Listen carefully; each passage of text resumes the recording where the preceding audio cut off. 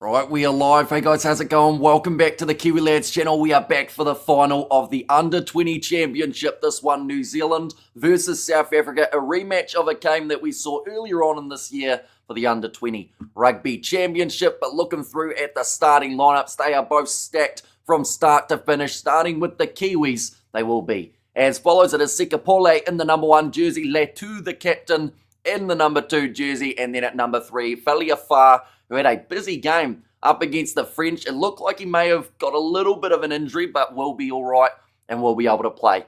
And this contest, in terms of the locking duo, Xavier Tracy alongside Jaden Sarr. Sarr getting that yellow card in the last fixture, but he will be rearing to go for this contest too. In the loose forward trio, it is Finn McLeod as the number 6, Caleb Woodley at 7, and then also Mosisi Basson as the number 8. He is a phenomenal talent. He certainly could find himself in a senior Super Rugby side within the next 1 to 2 years. Dylan Pledger and Rico Simpson as that 19 combination. Such a key for New Zealand in this matchup. Jack Wiseman alongside in the midfield, Cooper Roberts, and then Kunawave out on one wing, Vainuku out on the other, and Stanley Solomon at number 15 in the starting lineup for the South Africans. It will be Ngubesi as the number 1, Nebeleli at 2, and Lube slotting in as the number 3. One of the standout players for the South Africans has been Nebeleli in that number 2 jersey. He's been physical up front. The rolling maul of the Junior Boks has looked on point too. I'm sure it will be a tactic that we see at some point used throughout this 80 minutes. Riley Norton alongside JG Theron as the 4 and 5 combination here. Riley Norton has captained the side with a lot of pride. He's always talking about that it is a team effort out there on the field, and you just hope to see them get that last hurdle over the line and secure themselves the championship comp. Nali as the number 6 alongside Klachane as the starting 7, and Mlaba slotting in as the number 8. Klachane, he is going to be a future Bok. The size of the bloke, he is absolutely massive in that number 7 jersey. He plays a physical game of rugby whether he starts or makes his way off the bench, so he's definitely another one keep an eye out for in this game. Hassim Peed, for me, has been player of the tournament. He has been outstanding in that 9 jersey, setting up tries, scoring them for fun, and just always gets to those breakdowns in quick succession. And alongside him, Vusi Moyo. He has the most points out of any player in this Under-20 Championship. He brought up the half century in the last contest with 50 total points. He will want to bring more impact into this match as well. Bester and Erasmus back in the midfield together with Jaco Williams out on the left wing. That is due to the injury of Ndlozi. Cheswell Juster as the number 14, and then Minto as the number 15. So that is the starting lineup. Pure pace in the back 3. We have seen South Africa really punish sides when they do get their defence wrong. Looking forward to this match. Says Chantel there. And also, so I see, and not surprising, Springboks won against Georgia. Says, no mum, yeah, big win for the Boks. They did have some decent showing moments throughout that game. Grant Williams, once again, a brilliant halfback for the Boks in that game. And honestly, like Hassim Peed, give him 3 or 4 years, perhaps he could find himself in that Springbok environment in the near future as well. The future stars on display, says Brian RIP. And this game's going to be epic. Both teams can make it on the night, much like the senior team, says Sakabola. And it's the first time Pollard got a try. Not the first time, but it's been a little while since we've seen Andre Pollard score. I came across your channel not so long ago. You are the first and probably the only Kiwi or Aussie I will ever listen to when it comes to rugby and cricket. Love your work, says Krishna, and it is greatly appreciated. Of course, we try and call these games as close down the middle as we physically can.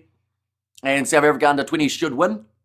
I assume that is from Sam. Yeah, for me, they come in as the favourites. I know that some people would argue because New Zealand beat them in the Rugby Championship competition that New Zealand would be regarded as the favourite here, but for me, South Africa have just looked great from start to finish in this comp, and they've got some brilliant statistics as well to be able to back it up. Interesting take on your match summary. Definitely not a flawless victory. Sashi had a kicking shocker, says Xander there, and this is going to be an intense game of the tournament. May Rugby be the winner. South Africa Rugby is in a lovely place. These young lads need to be taken care of. That's the thing. This game, for me, still has well and truly the chance of being match of the weekend. The last time that they played, it was in the Junior Rugby Championship. We will show you the results of that competition. Argentina had a tough game up against South Africa in the first outing. They are the two sides that met in the semi-final of this competition, in which South Africa got themselves another victory. Australia managing to beat South Africa in the Under-20 Rugby Championship. That was something that not many people were anticipating. And then that match, for me, it was one of the best Under-20 games we have seen in quite some time. Maybe not defensively. At the end of the day, there were almost 100 points scored throughout that fixture, but just that pure attacking prowess of both of the teams. If you conceded, you went, right, how are we going to score a try in the next 2 minutes? And 48 points to 45.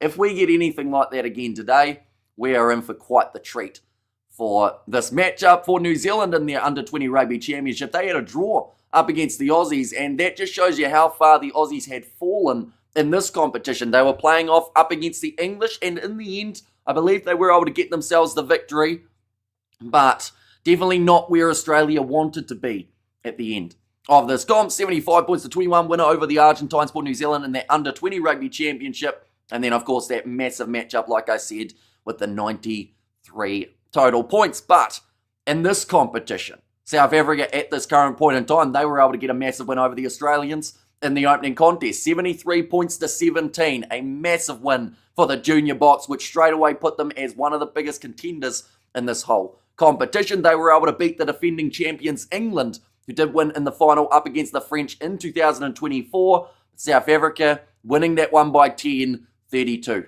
points to 22. Big win over the Scottish, 73 points to 14, quite a common scoreline that we saw in the group stages, and then the semi-final, doubling the points of the Pumas, 48 points to the 24. New Zealand, they had a pretty different kind of run to the semi-final. They had a couple close games. First match up against the Italians, a lower scoring contest, 14 points to 5, then beating the Georgians, 38 points to 19, and then that big win over Ireland, which they were down by about 12 points at one point in time. They won at 69 points to 22, and then came the semi-final. New Zealand having 2 yellow cards in the later stages of that match, but still managed to get over the line, 34 points to 26. It was a brilliant steal from Odin Rain off the bench that did lead to the turnover opportunity, and New Zealand made the most of it. We have got there, hey mate, enjoy the stream. Thanks for the help of the All Blacks names, much appreciated, says the Rugby Guru. It is greatly appreciated you popping in, mate, and yeah, massive amount of good luck for you on your streaming. And yeah, like I said, we'll have to do something in the very near future. Just around the corner. What are you shaving today? Nothing, with a little bit of luck. And now we'll find out who you really support. Hamish says Dylan. And there, an interesting take. Oh no, I read that one, didn't I? And when are the Springboks going to tour Georgia? Never. What does that do to prepare them for Argentina or New Zealand? I think that it gave them a pretty physical outing. Because, like, that's the thing. Georgia, yes, they were always going to lose by quite a bit.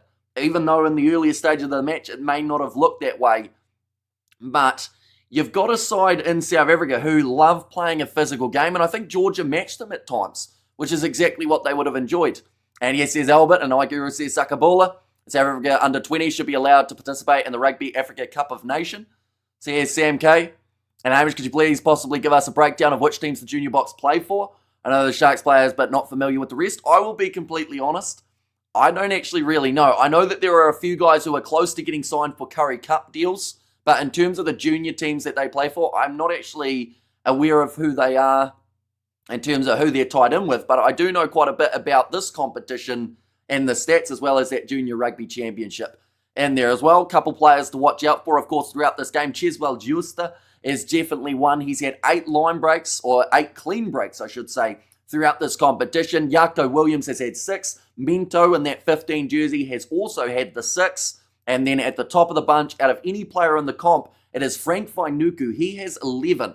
So for the Kiwis, the thing is, right, Frank Vainuku is going up against Jaco Williams in this game. So that is 17 clean breaks throughout the competition on one wing in this competition. Kunawave, he is not a mile down for New Zealand. He has had 5.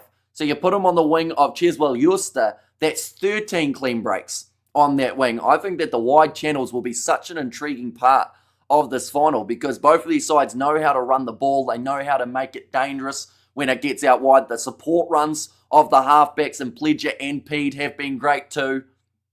So yeah, we'll have to wait and see how that does translate. But Hasim Pede, he is the leading try scorer at the moment. He is sitting on the 6 tries in total. Jaco Williams 2 behind him on the 4. And then a few other players on 3 or less. So Hasim Pede really leading the charge with Jack Bracken as the second man. And the competition, my prediction is 36 points to 28 to the Boks, says Regine. And time till the kickoff, we have got around 20 minutes or so before the start of this contest. Come on, South Island, says Wayne. And fantastic discipline from both teams. 0 cards. Now it's nice to watch, and your mate needs medication, says Sakabola. And no tie today, says Session. No tie today. I thought about going with the suit and tie, but also there wasn't a massive amount of time in between these last 2 matches, so I decided instead to just go with the casual. As your mate from Zimbabwe, says Wayne there, and congratulations to Zimbabwe who qualified for the Rugby World Cup in 2027. Says Johan, yeah, we did see Tim earlier on. He was extremely happy with that result. Hong Kong also qualifying for that World Cup, so he's got the best of both worlds in that regard. Cooper Roberts playing. He is indeed in that number 13 jersey. There were a couple injury concerns around him as well, but he's back. He's rearing to go, and he'll definitely be one. Keep an eye on. The Bulls must own a good share of these players, says Albert. And we have got there, I'm South African, but I support the All Blacks, Black Ferns, and the Baby Blacks, says Theme Screamer. And come on, Namibia, says Wayne. And who is the best player for the Springboks? Or who was the best player for the Springboks? I would probably say either Kanan Moody, Ruan Nokia, who actually ended up getting man of the match in that contest. Edward van der Merwe was strong out on the wing with the high ball and keeping it under control there. Manus van der Merwe, I mean, he scored 2 tries. His lineouts were at times strong. I think that Georgia probably competed for them a little bit more than first anticipated. And New Zealand are winning the next World Cup, says Theme Screamer. That's going to be in 2027. There's a long way to go. Up until then, some new players making their way up. Perhaps we could see an under 20 player or 2 make their way into those squads. I feel like that would be pretty awesome. So we don't know. I know you are neutral in your commentary, but your blood is black and white, says Regine. See, that's the thing. I predicted that South Africa would win this game, though, so I feel like that got me in a little bit of trouble. I have to say, imagine this final ends at a kick-out. I would absolutely love it, although the chances of it happening, I would say, are relatively slim, although we saw how close it was between these two sides the last time that they did play off. Caleb Woodley, when we look at the tackling stats, he is up there in terms of the most out of any player in this final. He has got 46 in total. There aren't too many other players close to him out of these two sides. I believe the next is Riley Norton with 40. Grant Williams was my man of the match. Grant Williams, once again, was outstanding in that matchup. I asked Google to give me a breakdown of the under-20 players and their provinces, and it did a great job. Says Albert, mate, you should apply for a commentary job at Supersport. Says Israel. And there as well. Although one thing that I absolutely love is the fact that for the live chat on YouTube, we are able to interact with everyone. And it's something that makes it that much more enjoyable. So I do thank you all very much for being here. We are also going to have a couple of guests on the channel after this live stream is complete, which is going to be Vic and Vern. We're going to be going through this match and reviewing it and giving our opinion on it. Dan Bro, how long have you been up for? Almost 24 hours. We're getting close to that 24-hour mark. The eyeballs are certainly showing it. How much you want to bet Baby Blacks are winning? Well, I said that South Africa probably will win this one. I think it's going to be close, but the way that they have played throughout this competition, I just struggle to see them not winning in this matchup. And I know that that sounds bad, but you look at the points, for instance. New Zealand have scored 155. Sounds like a lot, right? They've only played 4 games. 155, you're averaging a lot. About 36 or so, 37, 38. Whereas South Africa, from their 4 games, they have scored 226. 226. That is an average of over 50 points per match that they have played of this under-20 Rugby Championship. Absolutely insane stats for the Springbok side. In terms of tries being scored, they have scored 32 in total compared to New Zealand's 23. In terms of clean breaks, I think they are still just about the leaders, 44 tied with the English, and then New Zealand have 39, so they aren't too far behind. We have got there Hasim Pede as a cheat code, says Session. I love your commentary here. I believe you would do you would outdo lots of TV commentators, and Hasim Pede is a lion. Yeah, he's going to be a great young talent in the near future. And look at how Bartho runs over them.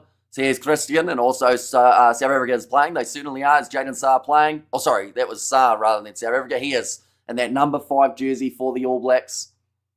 This is going to be a nail-biter, says Jeremy. I really hope it is. Update on Faf's HIA. No idea, unfortunately. Hopefully, he is going to be all right, though. Luckily, there is enough of a gap up until the next game for the Springboks, where they will be going head-to-head with the Wallabies in around 4 weeks' time. And Owain Barnes was the reason the All Blacks lost the World Cup. Says Theme Screamer, best match of the day so far, New Zealand-France. Says Mr. D. But yeah, I think match of the weekend is still well and truly up for grabs. And what is the score? It hasn't quite started as of yet. Still got around 15 minutes before the match does start up. And it's going to absolutely fly by. It's always interesting looking through at the statistics of these matches. New Zealand have had 6 yellow cards, ladies and gents, whereas South Africa have only had the 3. So there aren't too many statistics across the board that New Zealand actually lead higher than South Africa, other than offloads. 39 for New Zealand compared to the 26 of these South Africans. Rugby chance is going to be wild, so keen for the All Blacks tour, says Session. My nerves frayed already, says Sakabola. You're better than Supersport during the pre-match talk, says Inferno. And yeah, it is greatly appreciated, of course, all of the kind messages that we get on these live streams. Looking through at the Under-20 Rugby Championship. We'll talk about the points differential that we see there. New Zealand plus 57, but like I said, South Africa in their group stage. We will show it in a very short moment, but remember that, plus 57, and then for the South Africans, plus 3.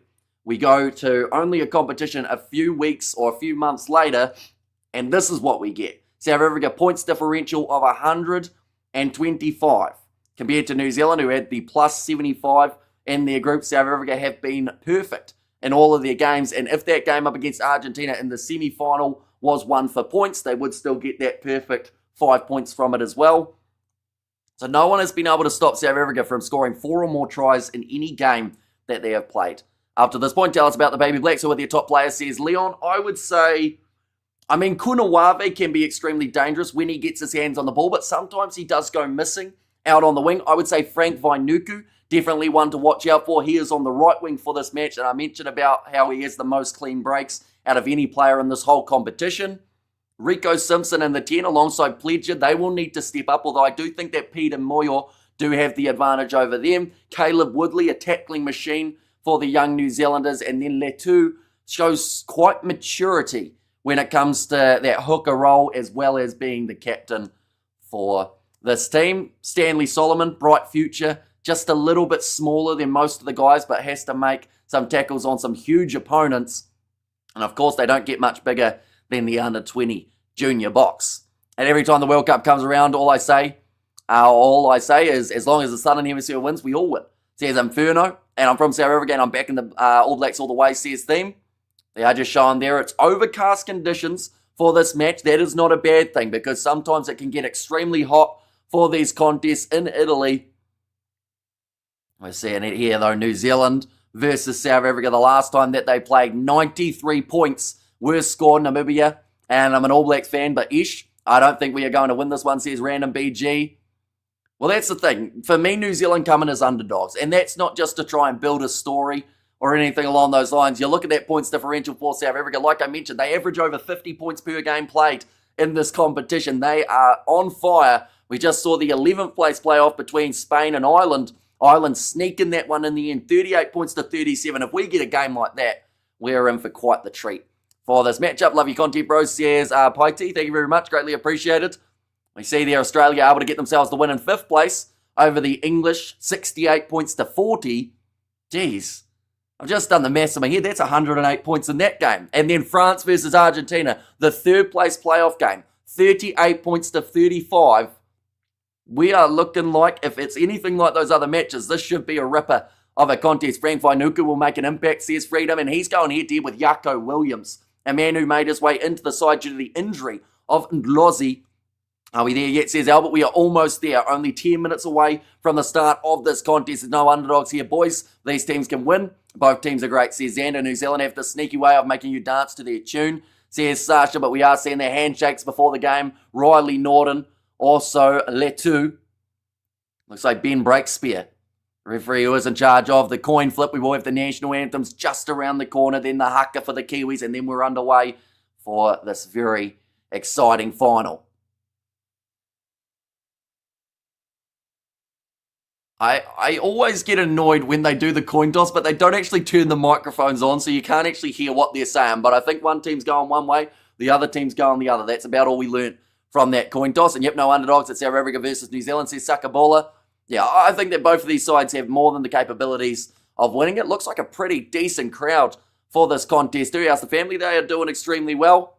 It's quite cold here in New Zealand at the moment, so, rugging up warm. Riley Norton is a phenomenal talent in both rugby and cricket. Yeah, had a bit of a cricket background. The big lock. On head-to-head with Xavier Tracy and Jaden Sarr. In this matchup, the Bok says Titanium and South Africa for the win, says Tonian. And Revenge says Johan. And there as well. But like they have just said, unchanged starting 15s for both of these teams. It is exactly the same as the semis. New Zealand having 2 yellow cards in that first matchup up against the French. Please get some rest after this game or your head will feel like a ball after the match, says Wayne.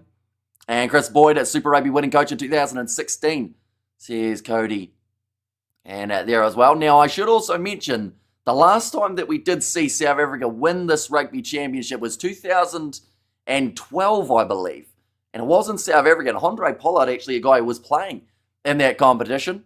We have there Skalkberger. Was a very decent cricketer player when he was younger. Says Sakabula.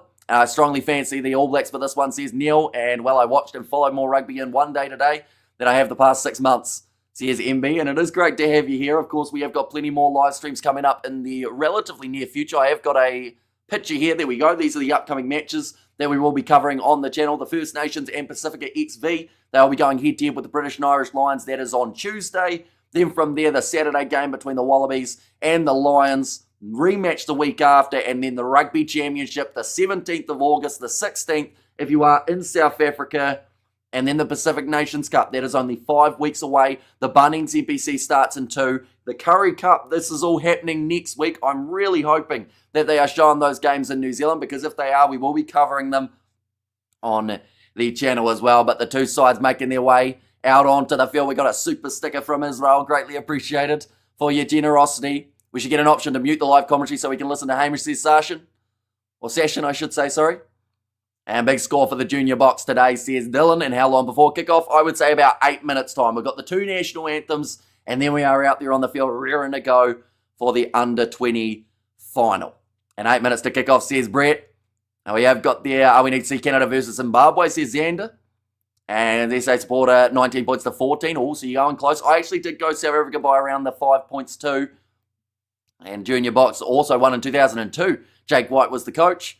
And Rathbone the captain, Jean de Villiers, Skalkberger, Juan Smith, and also Fori Dupria among the players in the team. Yeah, it just shows you, though, how pivotal this under-20 competition can be in developing young players.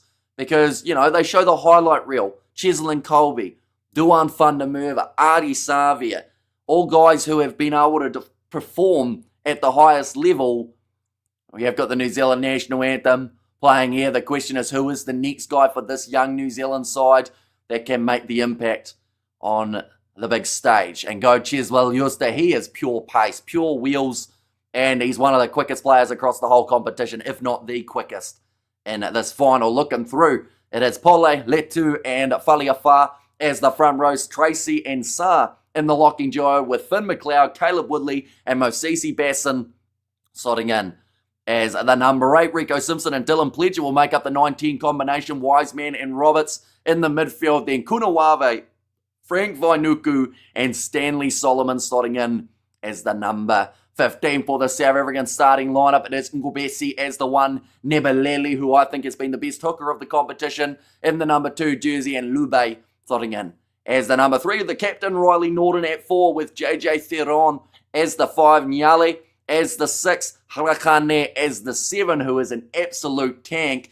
And all I'm going to say is, if he breaks the line like he did in the last game up against the Argentines, and there is only a Stanley Solomon in front of him, that man will run straight over him. Mlaba as the number 8, Hassim Pete and Fusi Moyo, the most points out of any player in this competition with 50. Hassim Pete, the most tries out of anyone in this comp with 6, and also for me has been the player of the competition so far. Bester in the midfield alongside Erasmus, Jaco Williams out on one wing, Cheswell Juster out on the other. 14 clean breaks between the two of them, and Minto at the back with another 4. So 20 across the back 3 for this Junior Boks side. But I'm a little bit too excited about this match, as you can probably tell. Juster for the first try, says Tony, and I appreciate your work, mate. says Israel. And how is the crowd? They are pretty full for this matchup, which is fantastic to see. And don't forget, Bowden Barrett won in this comp, says Andre there. And JJ Theron is a beaut. And Klakane is a powerful ball carrier. And yeah, when he gets his legs pumping, he is very hard to stop. And it's going to be a cracker of a game, says Israel and South African supporter. Going 19 for New Zealand, South Africa 14. Says Mr. D, and I haven't really watched these youngsters play yet. Missed most of the matches. They seem to be on fire at the moment. Yeah, both of these teams thoroughly deserve to be here. And the thing is, New Zealand, in that last match up against the French, there were times where it didn't look like they were going to quite get over the line because of that French attacking onslaught, but they survived. They did well, and they managed to qualify for this final where they do go head-to-head with where they do go head-to-head with South Africa, a side that have dominated this competition from start to finish, and it also involved a win over the English, the defending champions, in the group stage fixture. And man, your voice is still going. Well done, says Kiwi Bevan. It may be struggling by the end of this one. Do they show the scrum weight difference? Not normally, unfortunately. And Box will win, says Timeless. Cody Taylor and Bowden Barrett are the survivors of 2011, says Cody Armstrong. And there as well, 1 pointer maybe. Well, the last time these two sides played, it was 48 points to 45 in favour of New Zealand. So an extremely high-scoring one. And how to watch this match, any broadcaster. Rugby Pass TV do have it available in certain locations around the world, but then it also depends on who your main broadcasters are geographically. So, for instance, if you're in South Africa, I believe it would have to be DSTV to be able to watch this game. Bowden Barrett and Will Jordan honestly played good against France. Also, Damien McKenzie and Lamapi. Says it was there from Theme Screamer, but the national anthems have been sung. The nerves are now showing in the stands. We're about to have the national anthems. We've had the national anthems, about to have the haka of New Zealand, and then we will be underway for this match. These are the future Rugby World Cup winners, says Sam K. And multi-New Zealander goes South Africa, says Cal. And there as well, but Stanley Solomon, he will be leading the side. He is potentially the smallest player on the field for the Kiwis. Pledges right down there with him. But they have plenty of heart, some deep breaths here for the Kiwis as they get ready to lay down the challenge. We have got the countdown, says Sam K. And also, I know the national anthem for New Zealand as a South African, says Theme Screamer. South Africa, they will be wearing the white strip for this contest. New Zealand in the black.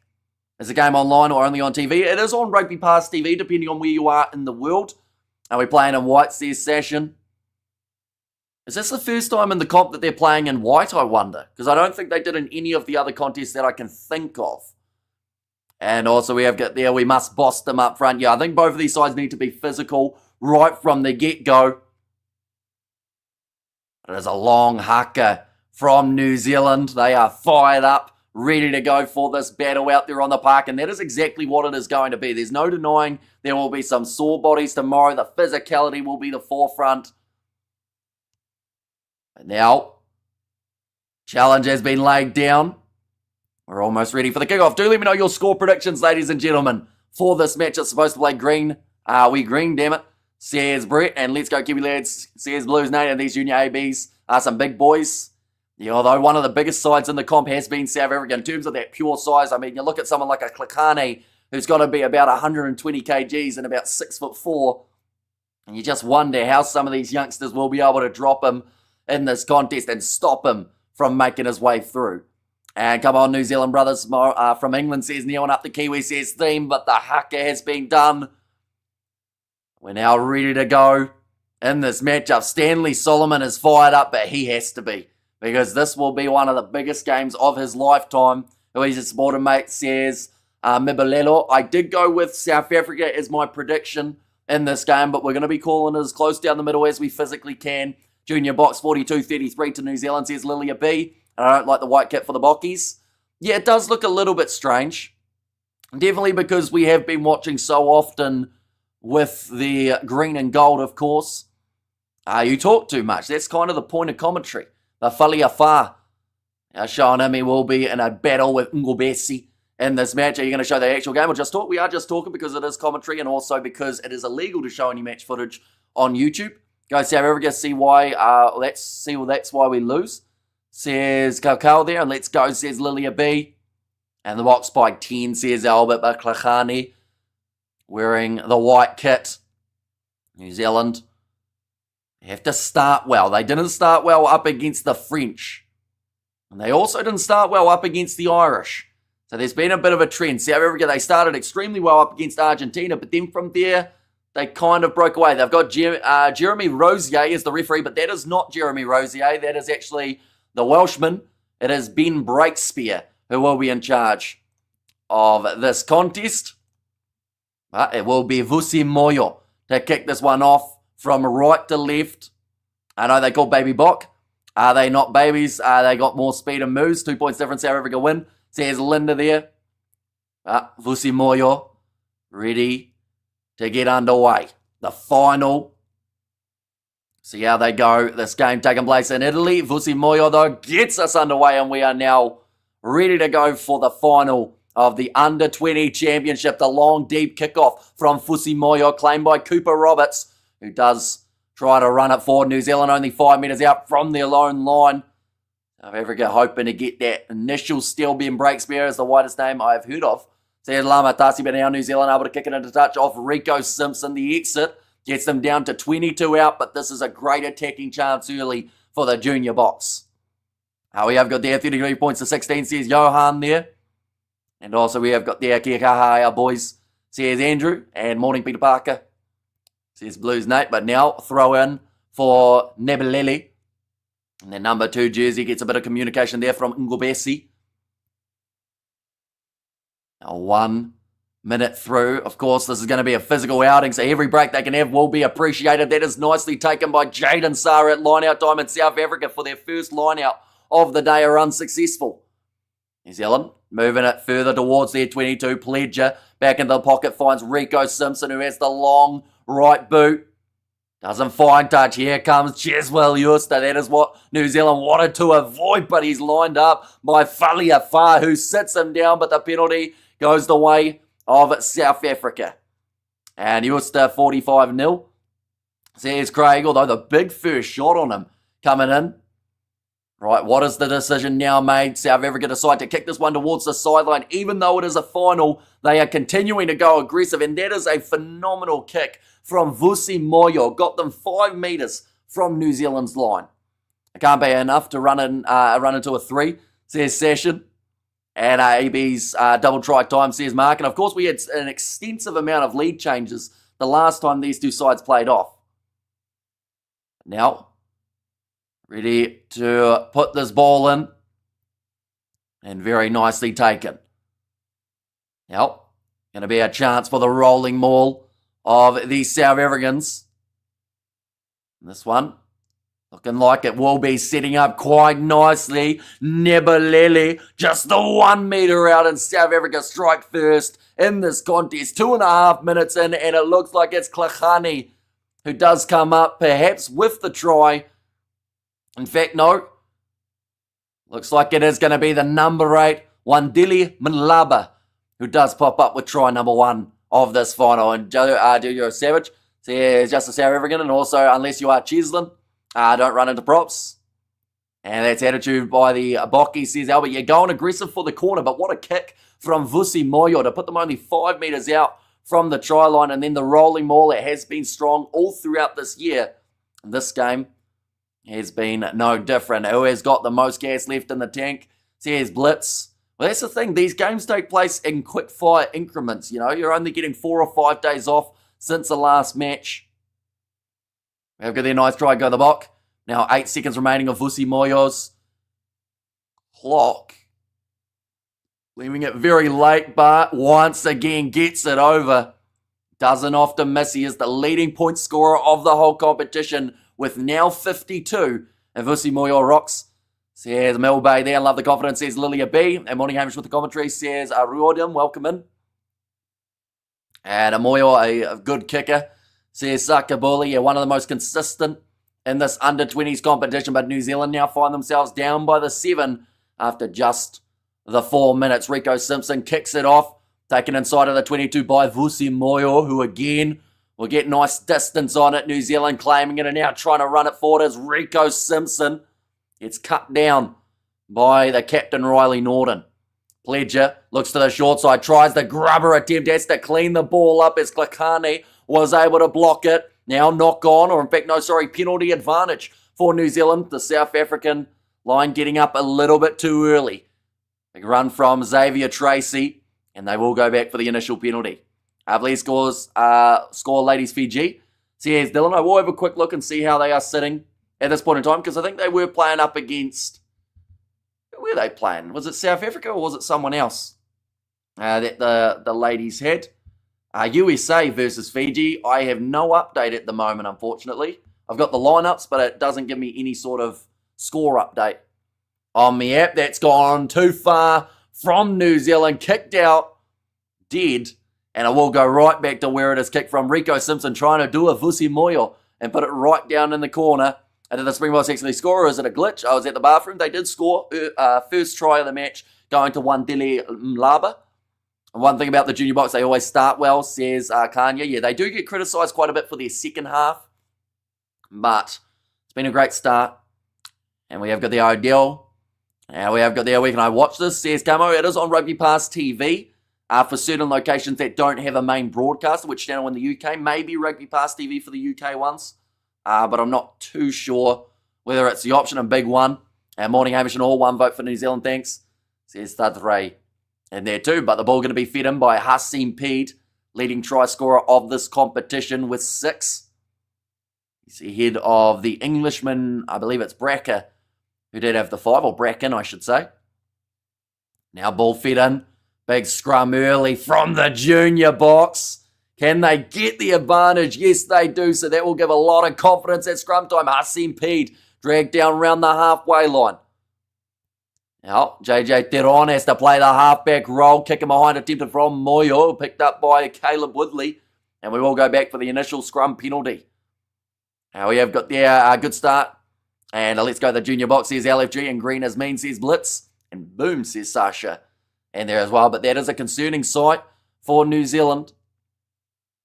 That first scrum be penalised for it. South Africa, a massive forward pack in the under-20s. Now Vusi Moyo. The amount of extra metres that they make each time that man kicks is quite extraordinary. Seems to always find that perfect one downfield. Puts them in a great attacking position. We see it there, though, the kicking behind it, attempted from Vusi Moyo. It goes straight into the hands of Woodley, but he did know he already had the penalty advantage. Can we watch on Rugby Pass in New Zealand? Sadly, not in New Zealand. I think it's only on Sky Sport 1. But if you do have a VPN, you can set yourself to somewhere else, and perhaps that will be the best bet. A thrown in now, stolen again at line-out time by New Zealand. That is now 2 times that they've been able to get the steal. In fact, the only time that they didn't steal the line-out was when South Africa were able to score.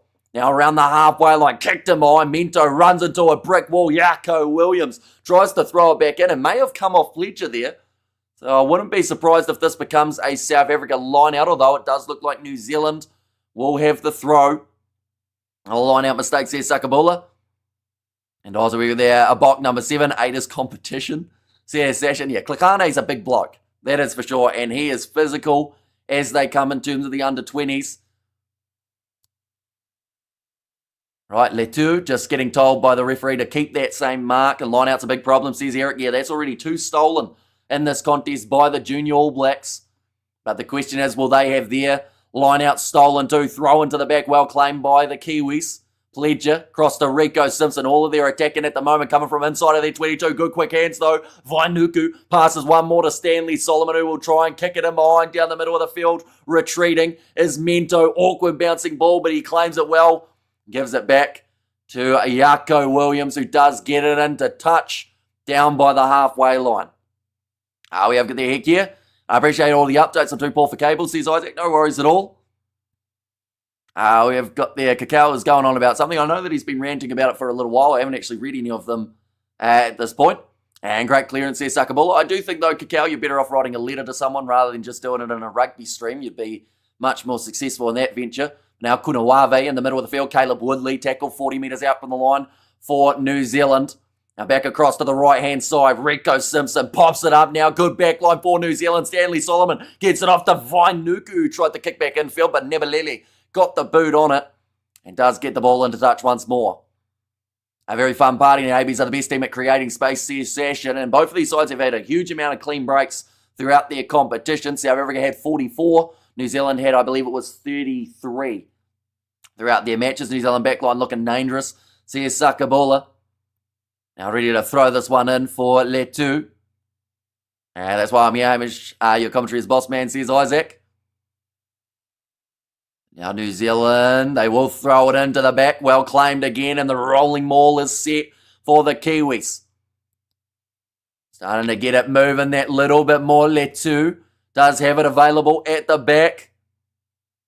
Now breaking off the back, the captain for the Kiwis gets within 5 metres of the try line. Great position on the field too, in the middle of the park. An advantage going the way of the Kiwis for, I believe it was offside against Lube, now off to the left.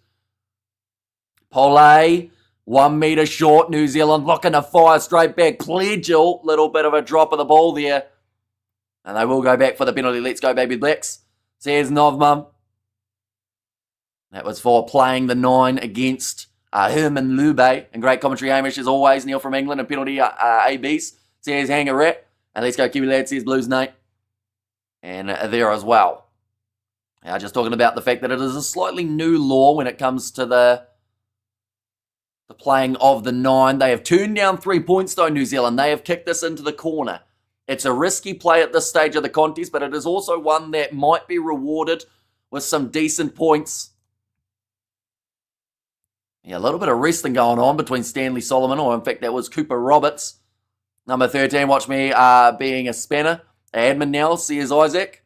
Now thrown in over the top. New Zealand claiming it at the back, looping around was the youngster in the number 6 jersey, Finn McLeod. Now 5 metres out from the try line. Ball was dropped, but it went backwards. Pledger now off to the left-hand side. Big jumping here out wide for South Africa. I think that maybe Yako Williams feels like they're 1 or 2 defenders short on the left-hand wing. He has now moved over to the right, though. And that is where New Zealand will shift the ball. Kunawave trying to go through, but a great low tackle made by the try scorer Mlabe. Pledger again to the left-hand side. Finds Jaden Saar. Big physical challenge there. From the Junior Boks defence, quick hands. Rico Simpson moves it across to Frank Vainuku. The budging defence of the South Africans is not going anywhere. This is similar to what we saw in the last moments of their game up against the English, where there was just no way through. But New Zealand have to find a way if they want to get back into this game. Pledger to the right-hand side again. Skip pass into the middle of the field. Physical shot again coming in on Jack Wiseman, but moving the ball across. Roberts couldn't quite get the offload away. 3 metres out from the line, still here for New Zealand. Pledger back across to Saar. 2 metres, pick and go there. Physicality from South Africa, just short of the line once more, about 1 metre out now. Pledger shifts it away. The step there from Roberts, and again they will defend it. Pledger with the quick hand. Simpson spins and still short of the try line. This is some of the best defence you will see in under-20s rugby, and New Zealand may have been pushed into touch. They will go upstairs, but I'm not convinced there was a grounding error. I thought the foot may have brushed the touch line beforehand. I'm sorry, it's been shown the truth and I'm not with it. Says Kakao and Bok defence, New Zealand patient, both outstanding. C studs raise. And it was on needed. Send down a low again. Thank you, Hamish, says Rio. I do appreciate you being here for this match. And also we have got there where to watch in South Africa. It is on Super Sport in that regard. And if you were Riley Norton, would you choose cricket or rugby to play professionally? I mean, rugby at the moment, he does seem to have a lot of talent. I don't think New Zealand get this ball down. I think that is some of the best defence that South Africa have had throughout this Rugby Championship competition, and they have had some pretty impressive stuff. But I don't think this one's going to be awarded as a try. We're going to see the replay now. Does the foot touch the sideline? Touches it? No, well, it hasn't yet. But I think that they will have to continue to check it. That looks like maybe he's off the ground, still there. I don't think there's going to be enough evidence to give this. And what's going on? They are looking at the TMO upstairs. And stop behind the line, says Session there. And fantastic defence, says Lilia B there. That's the type of defence that wins your finals. Right, so it is going to be no try. Wasn't touched, so it will now be the line out for South Africa. 5 metres out from their line. And no try again, says Eric. So no try in this case. And now Nebaleli already having a lot of pressure on his lineouts, needs to get this one right. But that is, once again, some absolutely outstanding defence from this Junior Boks side. Now ready to throw it in, Nebaleli going over the top, loose bouncing ball, but South Africa clean it up in the form of, I think it was Luba. What a be All Blacks, what a joke. Says Kakao there. And also we have their box defence is awesome, says Ulrich. And also we have got their short says Session in there too, but now rolling this ball back, Hassim Pede. We'll see Moyo. Let's kick it into touch. And it will now be New Zealand's line out about 30 metres out from the line. And based on these under-20 performances, I think Rugby World Cup is rating between New Zealand, South Africa for the next 20 years. Says FG there. And can we lose 3 lineouts in a row? They did not know. South Africa managed to get themselves that one correct. Excellent rugby all round. New Zealand need to convert this period into points here. They've had a lot of pressure on attack in the last little while here, New Zealand. But it is South Africa's defence that have stopped that from progressing. We just saw that one penalty going against Herman Lube. Now thrown in. Letu taken at the back here for another rolling maul. Looping around was Letu, now finding Jack Wiseman. Nebaleli wanting the steal and the breakdown. Not quite in the right position. Caleb Woodley, one of the bigger players out there on the field when it comes to loose forwards, although, of course, Takane will definitely take the cake there. Now passing it in behind. I don't know what happened there to my accent. Kunawave now passing one more to Wiseman. Big shot on Klekane, or by Klekane, who has maybe hit him a little bit too high. Advantage now against the South Africans. Now, off to the left-hand side. And also no high tackle, says Blues. No, I believe it was given as an advantage. Now Pledger, quick hands from Pole. Stanley Solomon showing off his step. Rico Simpson offloads there to Wiseman. But every time New Zealand throw an offload, South Africa are still there and ready. Pledger passes out wide. Stanley Solomon tries to step around, but tackled by Cheswell Euster. And they will go back now for another penalty. We have got there, do you like long walks on the beach? I'm asking for someone else. I mean, I don't mind walks. The beach, I'll be honest, I'm not the biggest fan of sand. That's controversial, I know, but, you know, I don't mind having sand on my sneakers, but on my toes is a bit not my favourite. But now, looks like New Zealand have already just witnessed Ben Breakspear giving South Africa their last warning. And that one, not moving forward movement. Says Hangarat, I went to sleep and woke up. You're still streaming. That's commitment, my guy. Hope you got some rest in between games at least. We'll get sleep after the games. And commentary is outstanding, bro, says William. Thank you very much. But New Zealand, once again, looking like they want to kick this one into the corner. But now, 5 metres from the line once again. Sand of the crack, harrowing. The team that is the strongest after 60 minutes will edge the other, says Rajin. Now ready to throw this one in for Letu. Still looking for the first points of the day for New Zealand. Trick play there, short side. This time New Zealand go over. And South Africa fell for the dummy. That was almost like what we saw from Leo, Willie, Savia and Roygaard in the men's match for the second test match. But New Zealand needing to pull off all the tricks to get over the line and score their first try. The future of South Africa rugby looking very bright. There's Israel there. And are you a Pisces? I don't enjoy sand under my feet. I am a Sagittarius, I think. But I don't know whether or not that's compatible with the Pisces side of things. South Africa need to wake up. Hang a rat. But yeah, very nicely done. Klekane caught on early. But by then, too much forward momentum for Jaden Sarr as he crosses the try line. New Zealand line-out is going great. And yeah, not just retaining their own, but getting 2 line-out steals so far. Will you ever come to Dubai? Maybe one day.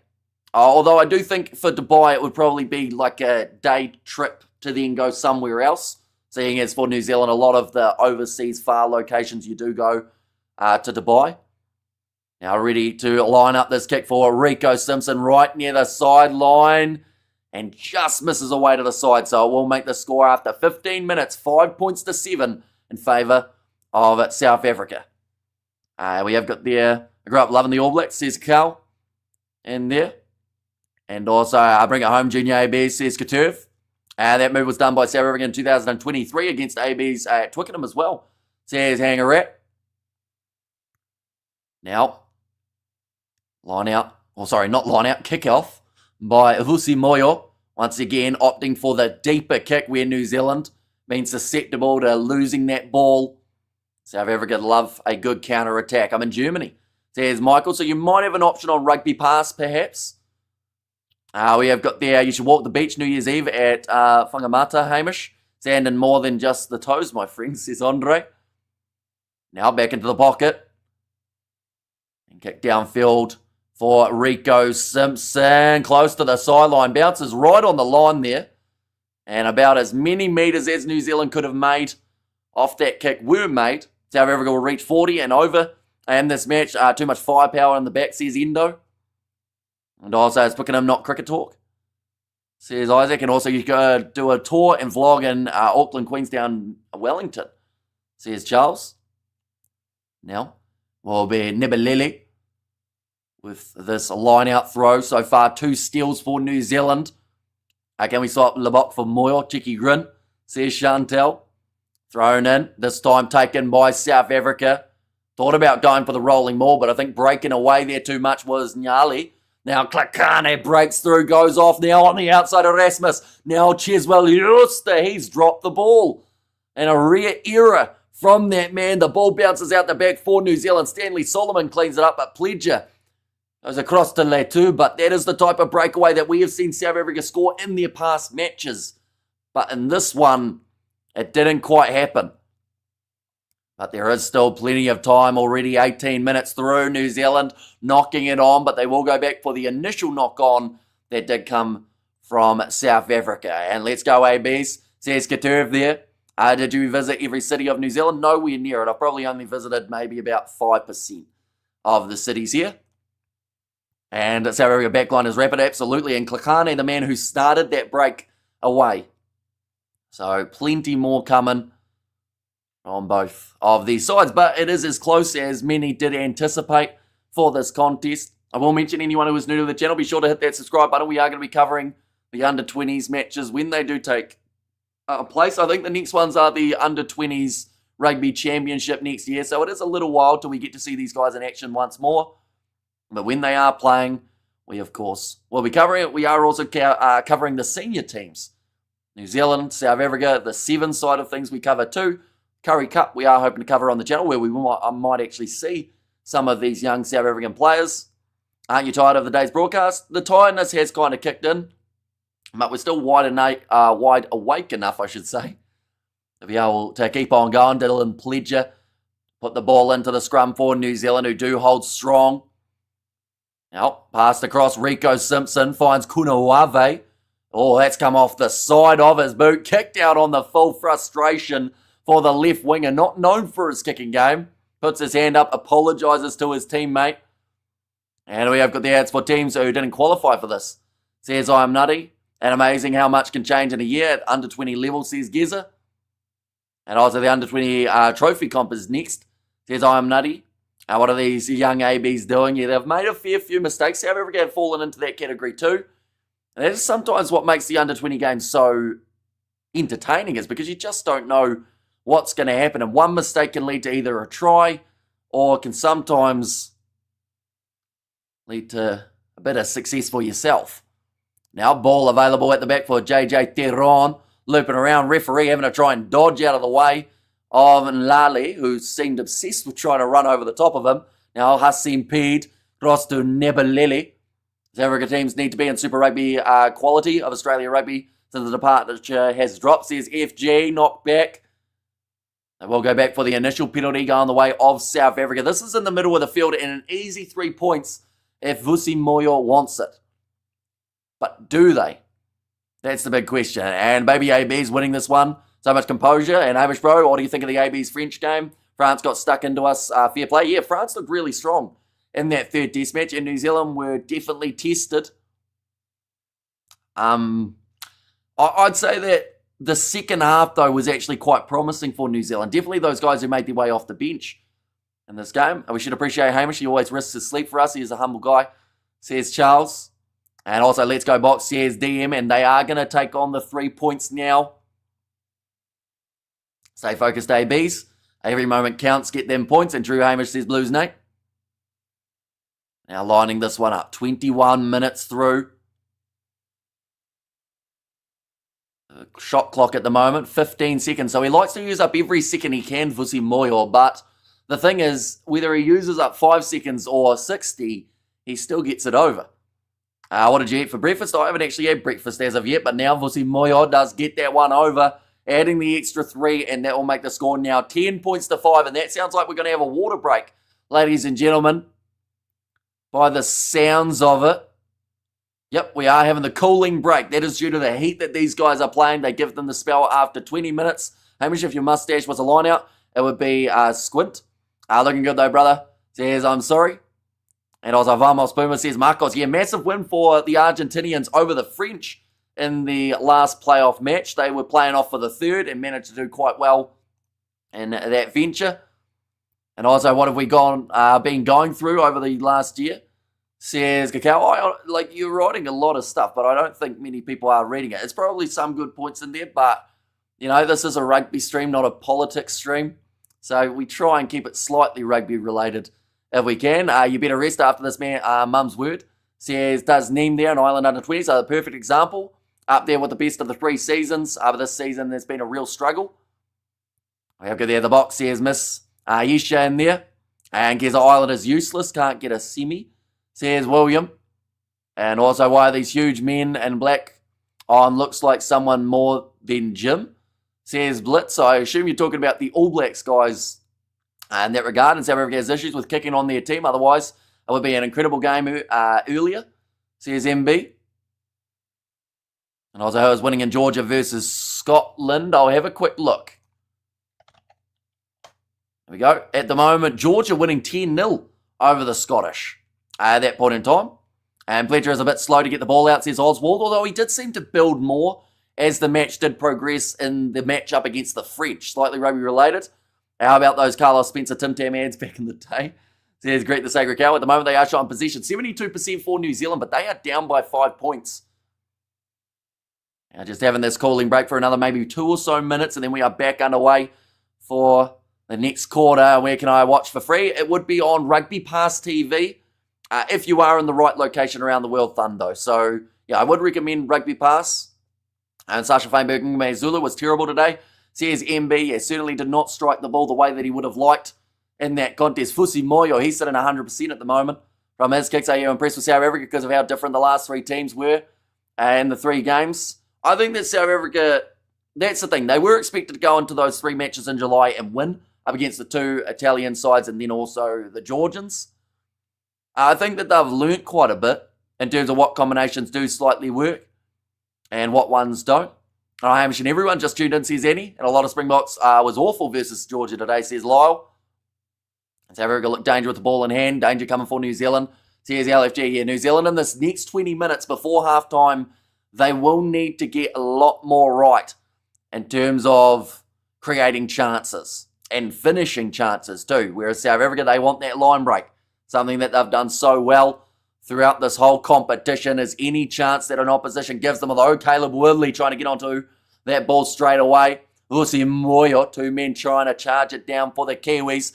Down towards the halfway line. Taken by Rico Simpson. Goes across to Stanley Solomon. Goes for the chip in behind rather than the deep one. Sits up awkwardly. Ball goes to Cheswell Euster.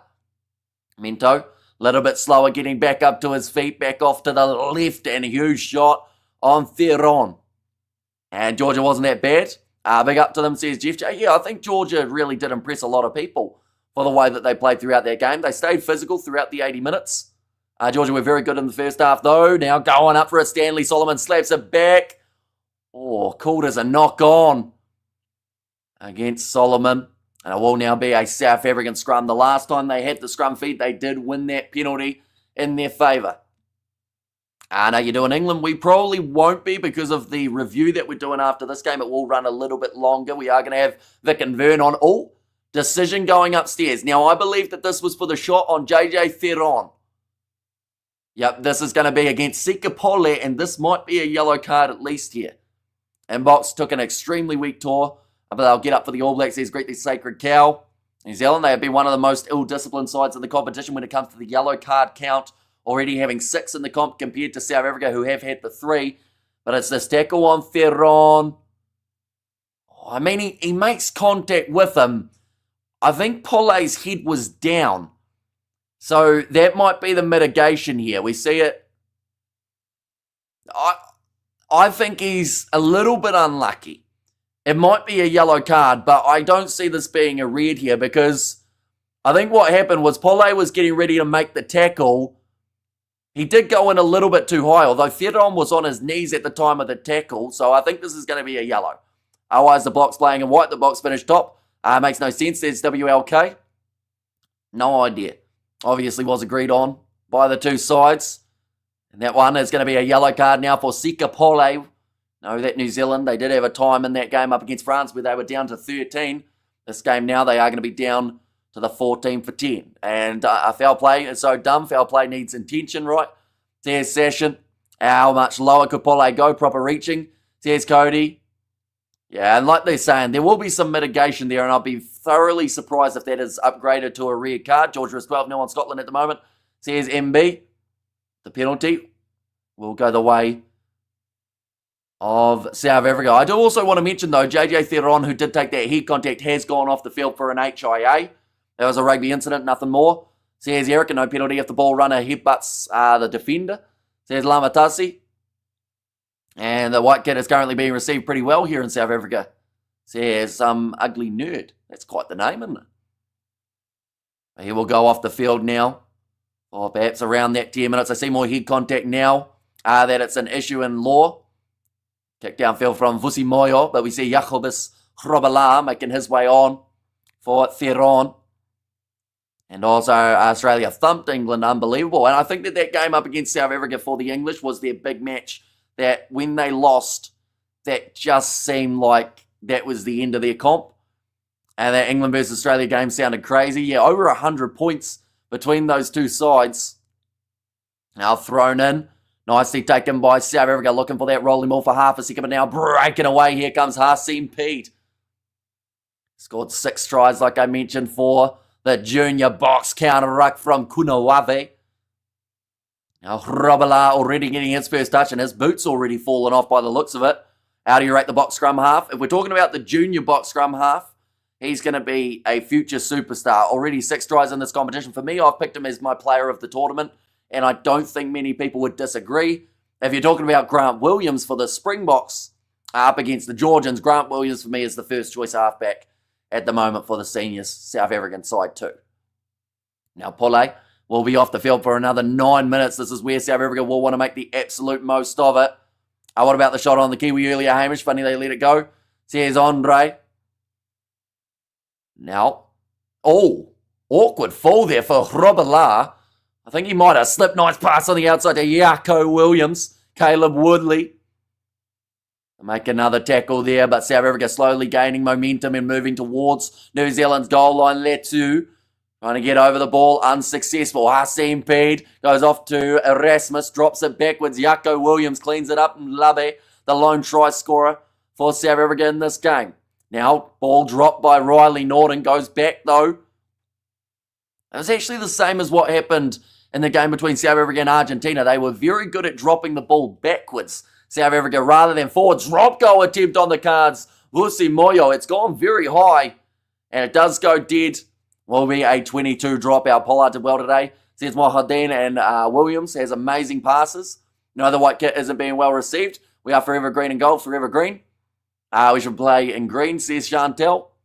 Hamish rules deserve promotion, says Blitz. And also, good evening. I just got back from a pub watching the Springboks game, says Gary. So hopefully you did thoroughly enjoy that match. Looks like there's a bit of an injury here for, I think it is Nyale, who has stayed down. And South Africa injury, says hang around and bring it home box, says Gerald. Says Gerald. And black and green, may the best team win. Thank you for your commentary again. With enjoyment and passion, says Daniel. And yeah, it's been an awesome competition to cover for the Under-20 World Championship. We have covered every single game for South Africa. I believe we've covered 2 games for New Zealand so far. Yeah, this doesn't look too good at the moment in terms of their injury.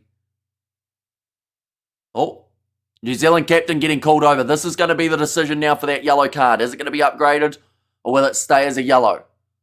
This is a massive moment in the game. What we hear now,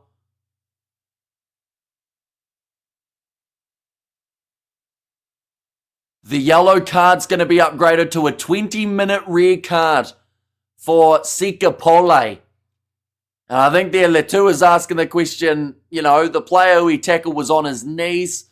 Was there any mitigation there? And the TMO and the bunker says no. So Pole's final is over. Joke, says Cody there. Red card upgraded, trash goal, says Session. And honest opinion, do you believe either South Africa under 20 versus New Zealand under 20? I have the better players, says Ewan. So I think that throughout this competition, South Africa have proven that they should be the favourites heading into this final. We see the disappointment on the face there of Pole. Looks like he is distressed with the New Zealand bench. He cannot quite believe that one was upgraded. Another red card in the final for New Zealand is wild, and what a load of bollocks.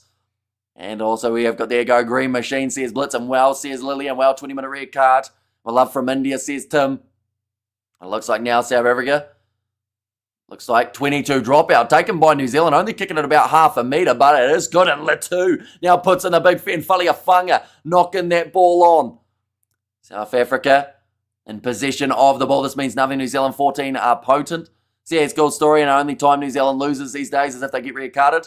Says Kazai.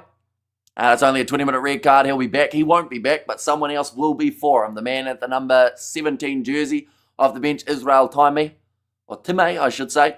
He will make his way on. Can't have a World Cup final without a red. Says Studs Race. It looks like Woodley will make his way off, and Time will make his way on. And typical sick of this happening to New Zealand rugby team, says Andre. And hold the ball, brother. Says the Blues Nate there as well. And I'm a South African, and that's just ridiculous. Spoils the final, says Roger. And also a red card with a bowl of bok poop, says Solid there. But it will be, they have got Mosisi Basin as the one who was going off, but it is actually Woodley who did make his way from the field. And that's about harsh, says Cited. And also, do you get deja vu? Says Z.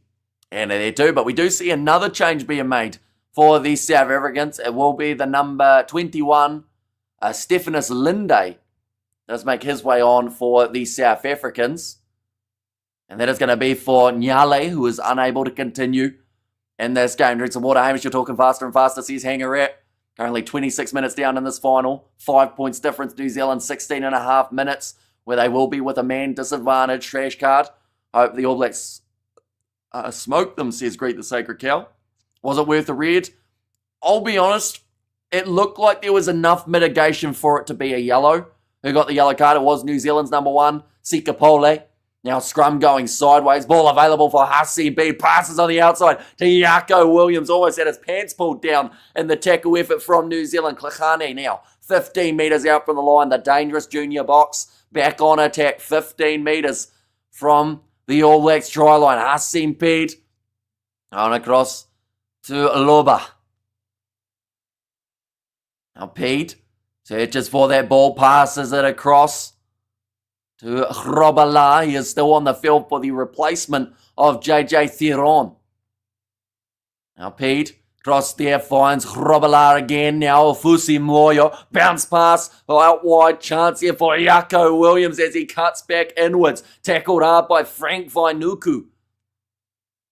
Across again, Jacobus Robala leaves it alone and allows Ngobesi to have the carry. Back across to Nebelele. Popped him behind. Vusi Moyo Klakane this time. The man who drops it. We'll go back for another New Zealand scrum. I got to keep young players safe, says Lyndon there. And rugby has become soccer. Stop VAR. Start review. And come on the baby AB, says Jeff J. And Timos and stupid cards are ruining the game we love. Gladiators of a sport. It's physical. Should be... but these cards are ruining the sport, says Cameron K. That is knocked on there by Klakane, just not able to take it cleanly.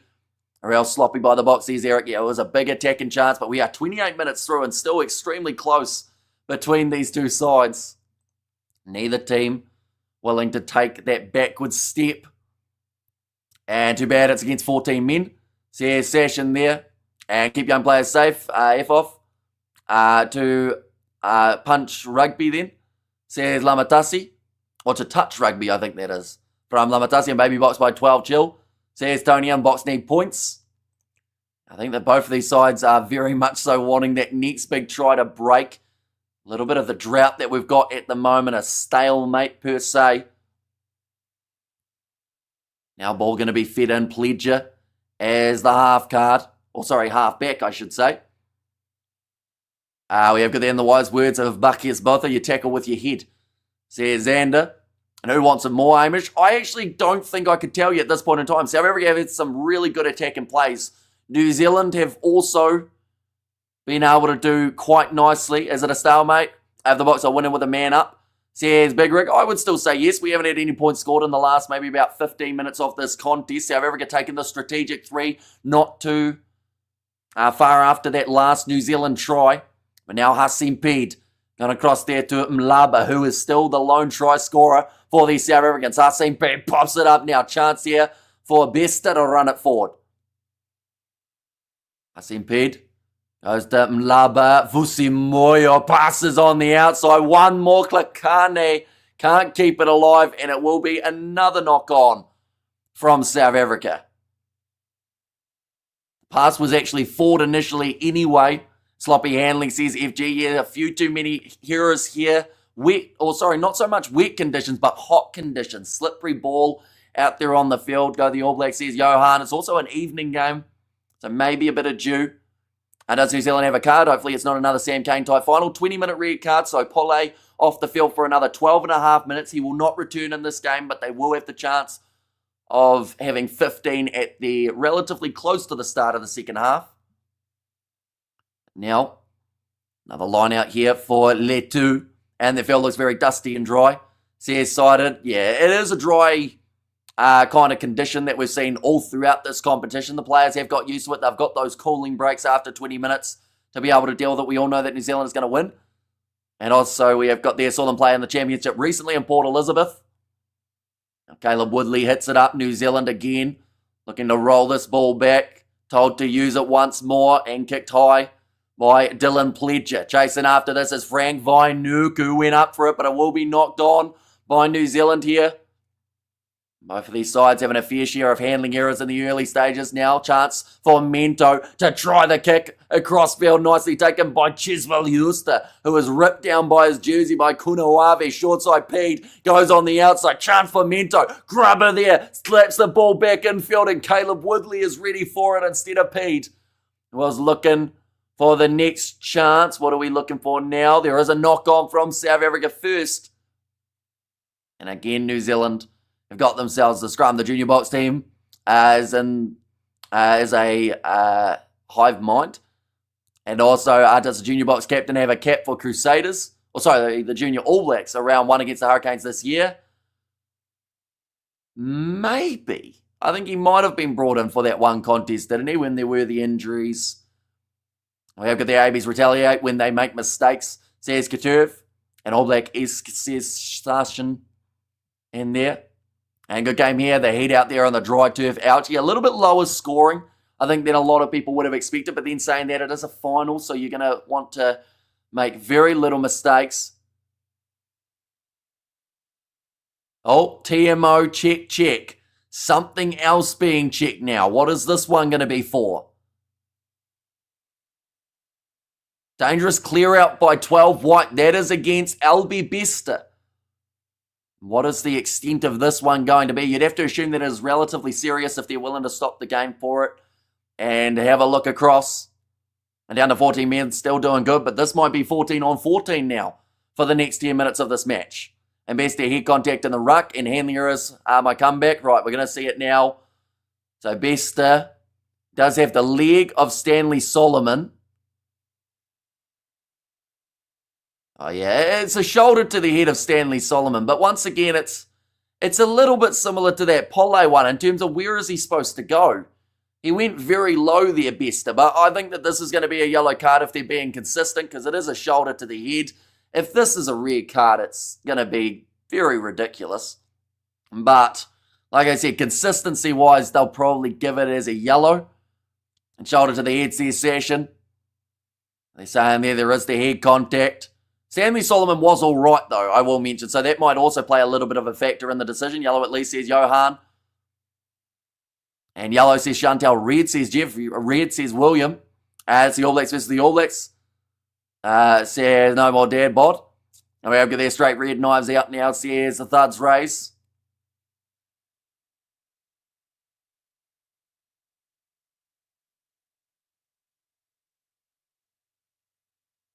Okay. They're at yellow card by the sounds of it. If World Rugby run, says Dubs. And can't be red, says Kanye. Yeah, I would be utterly shocked if that is a red card, but it sounds like it's going to be a yellow here for number 12, Elby Bester. And he will now get taken off the field. It is for an off-field review. So both of these sides playing 14 on 14 for the next 10 minutes of this contest. That's rubbish, not even a penalty. Says Thuds raise. A ref seeing fake head contact to make all the thousands of New Zealand conspiracy theorists happy, says JP. And a purple card, says Blue's Nate. And there as well, like they've just said in the commentary, they'd be amazed if that was upgraded. But that's what they said after the Pole one. Of course, different circumstances. Did he get a Jasper Wiese or a yellow card? For me, yellow card at most in that case. And Sherwin has said these cards are ruining this game. Yeah, already 2 of them throughout the first half of this contest. We are only 32 minutes in. Now Letu ready to throw this ball in. New Zealand have to make the most of it. Nicely slapped back by the Kiwis. I believe a knock-on advantage could be in play for New Zealand there. Now 7 minutes remaining in the first half. New Zealand with another great attacking opportunity. Pledger firing it off to the left-hand side to Jack Wiseman. New Zealand have played some of their best rugby when they've been down a man throughout this competition. They've had 7 yellow cards throughout it, but the knock-on now coming from New Zealand, stolen back. This is the counter-attack that South Africa were after, although Vusi Moyo kicking downfield, looking for the 50-22. That ball will go back infield. Chance there, a lot of pressure. Stanley Solomon having to clean it up with Jaco Williams right on him. He kicks it into touch, but Williams putting in the chase in the half, and what turns out to be a pretty good kick from the New Zealand fullback. But here comes Klakane running it straight, tries to sit down Cooper Roberts, who was up for the challenge. And there is an advantage now for the South Africans. New Zealand joining the ruck incorrectly. Now the captain, Riley Norton, 22 metres out from the line. Bockies is unusually tentative and inaccurate. New Zealand scrambling well and is still right in. And South Africa will lose because they are scared. Even if they win, it will mean nothing. They aren't playing in green, says WLK. Now ball comes out the back. Grubber kicked in behind. This will be a big chance, but it just rolls into touch ahead of Mento, who did win the foot race out wide. New Zealand hanging on once more. South Africa, they will have an easy 3 in the middle of the field, which will take them to an 8-point lead, which could be extremely crucial. Is it a New Zealand yellow? If so, then that's the right decision. And wrong if it's South Africa. Says, cool story, bro. So the yellow card of New Zealand got upgraded to a red for Sikapole. This freaking game is playing with my emotions, says Sakabula there. The shot at goal is the call from the South Africans. Vusi Moyo.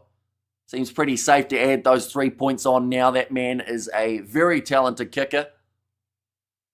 It's one of the best accuracies throughout the whole of the under-20s. He has moved up to about 55 points now in total. And to go for the points, Moyo. Says Sakabula there. Yeah, emotions flaring for these two sides, I'm sure, heading into that second half. Both knowing how crucial it is to make the right decisions throughout this matchup. But Vusi Moyo ready to kick this one. Does get the kick over and makes the score now after 35 minutes, 13 points to 10 in favour of South Africa. Do you, Boks supporters, remember the try that wasn't? South Africa scored a Rugby Championship last year, one night as usual, says Andre. And we have the South Life, says Session, and Go the Box, says Craig.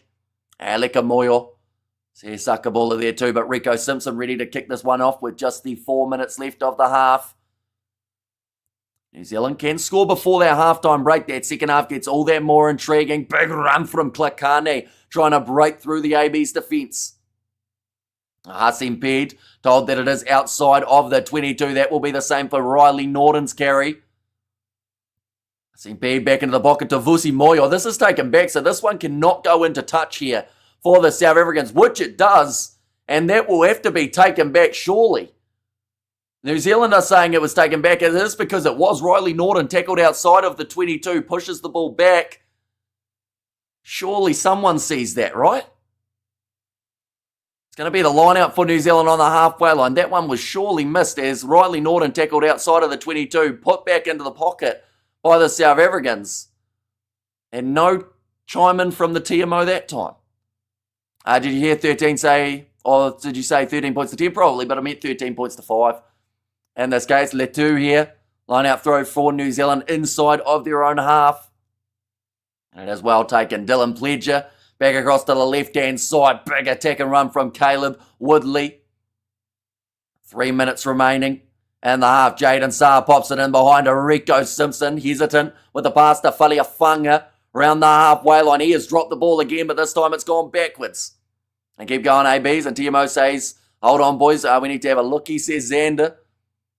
And under 20 reffing team, says Session. Now the step there from Pledger hit a little bit high from JJ Theron. Sets up for Vainuku. Has a lot of clean breaks throughout this competition, but he is well and truly isolated and hit high in that challenge too. This one seems like we're going upstairs. Yeah, Vainuku hit in the face.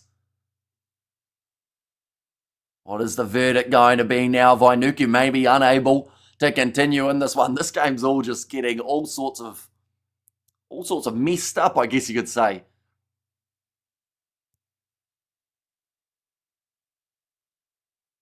Okay, Ben Breakspear just having a little bit of a chat there to Letu, saying that he just wants to make sure that they do make those decisions correctly and they don't want to hear from the skipper. But we'll see it now.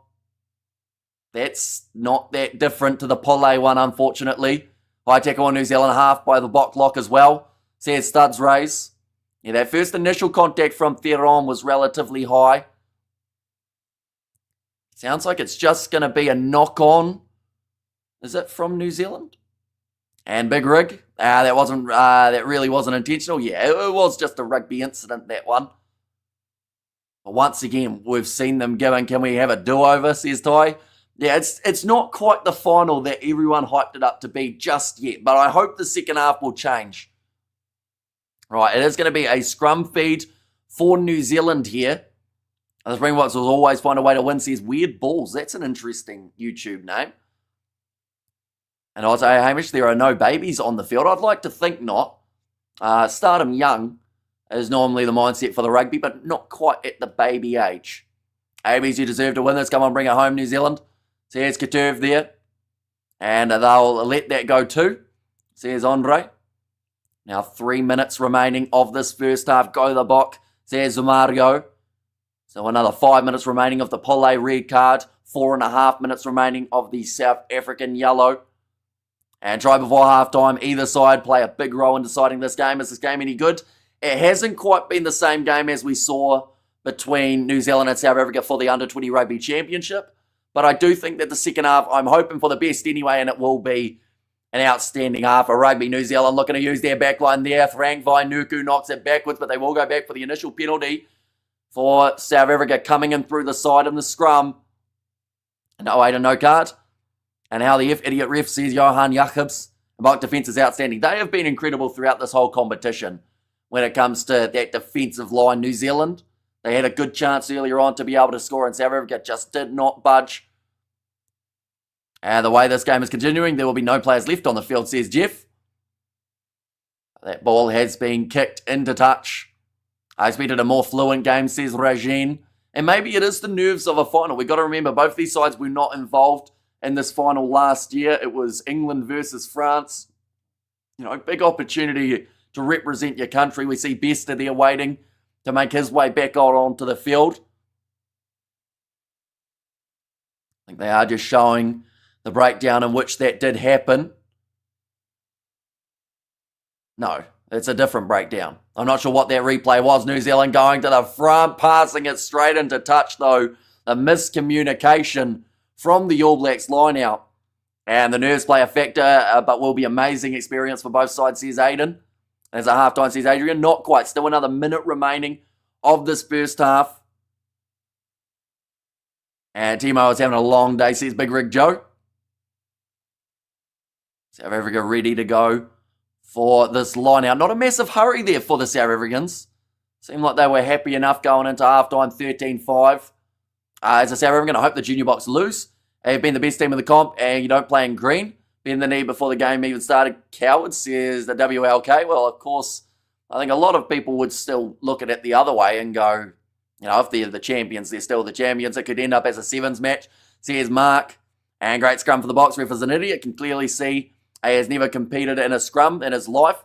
I mean, you can probably see that from his frame, to be fair. He's not quite built like the forwards in this contest. Letu trying to get the turnover in the breakdown. South Africa on the halfway line. Little chip attempted in behind from Vusi Moyo. Beautifully taken by Yako Williams now, though.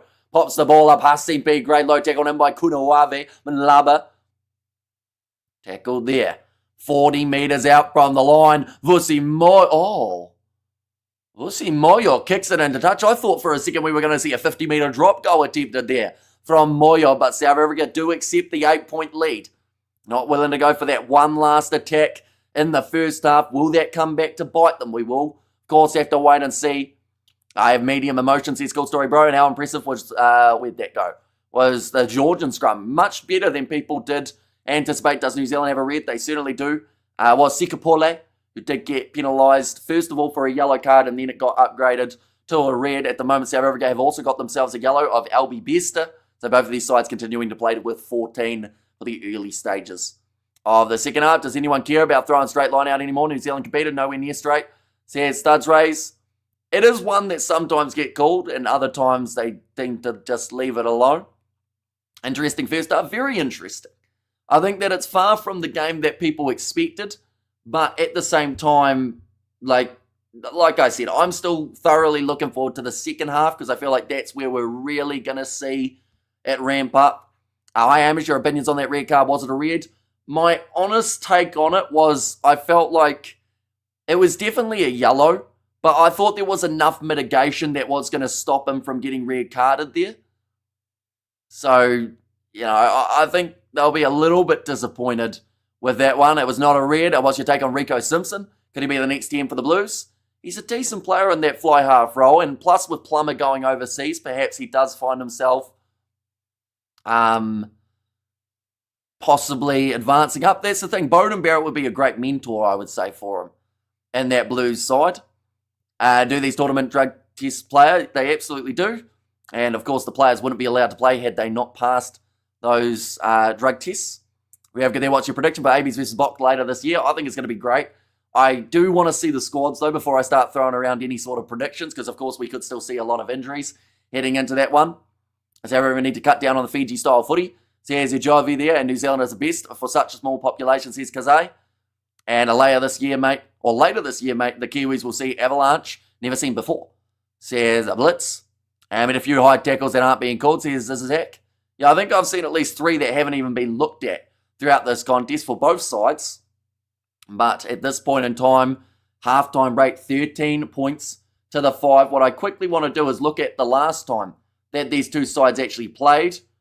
At halftime in that fixture, it was 26 points to 24. So South Africa, the last time that they did face off, we did see South Africa have a 2-point lead going into the halftime break.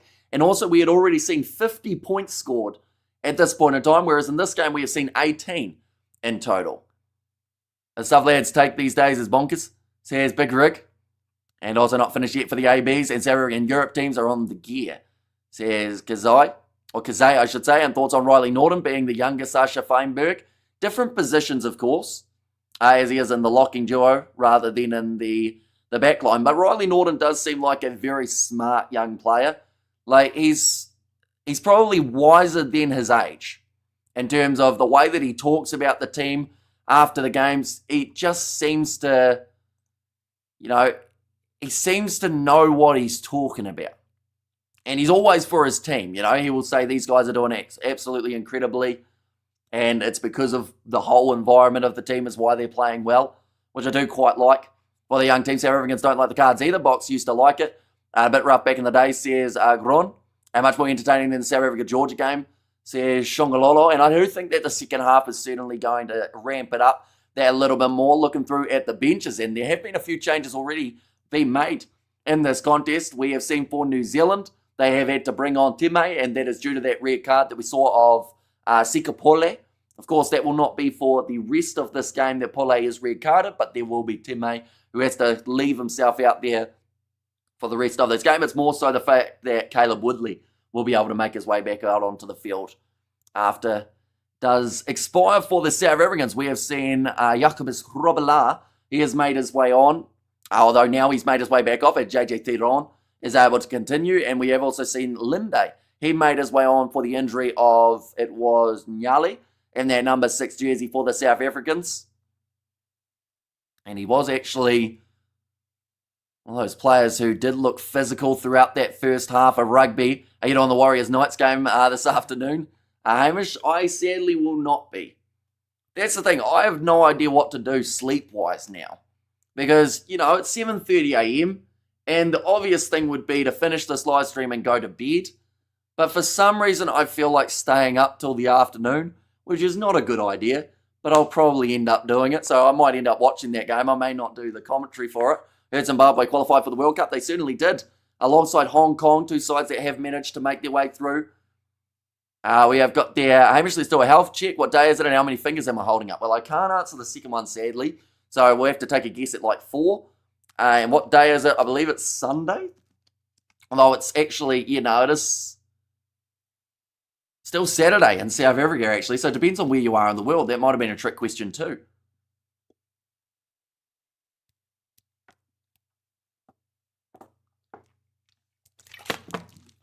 They are just showing there Jaden Sarr's try in the corner. The other try was scored by Wandile Manlaba in their number 8 jersey. So a low-scoring contest between these two sides. Don't sleep, stay up and enjoy the sun and maybe even a brandy. Well, it's currently 4 degrees Celsius here where I am, so it's not exactly a warm day. It's Saturday in the UK at 8:32. Says Kwasi. And also we have the All Great. Says Daniel there too. Yeah, the high for today is 11. So that's pretty nice. You are from the future for us and need some caffeine and get some Pepsi or Red Bull, says Big Rig. And why is there so much hate for the South African rugby team, says Craig Stevens. There's the thing. There seems to be some people like to hate on the South African sides and other people like to praise them. And I do also think that in some regards, it's the same for the South African supporters. There are some who like to, I guess, take the praise and some that like to dish it out. And unfortunately, the rugby world is just so divided in this current day and age. With social media, it's made everyone seem to hate each other rather than just enjoying the games of rugby for what they are and then, you know, praising the fact that we still get these games taking place. But yeah, everyone would rather complain about a player doing badly than praise a guy who's done well. And sadly, that's the same as the media because that's what sells. People like to hear the controversy. They like to hear the negatives rather than the positives. Every team gets hate. Think England is universal though, says Sakabula. Hi, Kiwi, it's been a while. I see you gained some weight. But still looking good, says Ryan. Blessing from South Africa. Says Ryan's there. How much weight have I gained? How long ago were you on, Ryan? Because I don't know whether I have. I think I've just shaved. In that case, why bother having video rests if they constantly wear blinkers? Says Andre, and not much warmer here in Wellington, Western Cape tonight. And also, we have got their all green Boks versus all black Kiwis.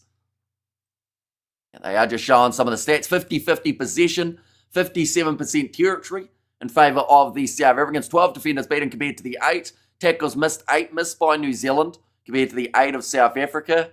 And 5 penalties apiece. And this one as well. It's only because South Africa, no. And we have got there 3 degrees here by us. You're so right, Hamish says Sakabola, and it's the hoodie. As a few kilos, says Alilia B. South Africa and New Zealand are best teams in the world, coming from a South African and Ireland. Says Heather there too. But I would say the second half is probably only about 5 minutes, if not maybe even less than that, from taking place. You have gained a little weight, Hamish. Getting around to Mickey D's too often. Well, sadly, Mickey D's is 30 minutes away. So that's not an easy trip to make. So for asking what's Australia versus Lions result. So in the end, British and Irish Lions winning that game by the 8 points. And also very cold in Langlouf, Eastern Cape. I watched it probably in 2024. says Ryan. Okay. You know, I think I still weigh the same as I did back then, but I guess I'm putting more pounds into the face rather than into anywhere else. And true hate plays a role instead of support. The team spirit to grow rugby. I will go on and we will be gone. I'll be a cheers commentator. Says Joanne. What do you weigh, Hamish, or is that personal? I know that you're not supposed to ask a woman her weight. But I am not a woman. But I actually don't really know. The last time I checked, I was just around that 80 kg mark. So I'm not exactly built for a rugby player unless I was in a very small role. It's not cricket season, says Lily B. Yeah, as soon as cricket season rolls back around, I'll probably end up dropping too many kilos, and then I'll get the bulk up afterwards. What is a stadium worth of people listening, or there is a stadium worth of people listening to your commentary? Awesome, says Gary. Yeah, it is always greatly appreciated you guys tuning in.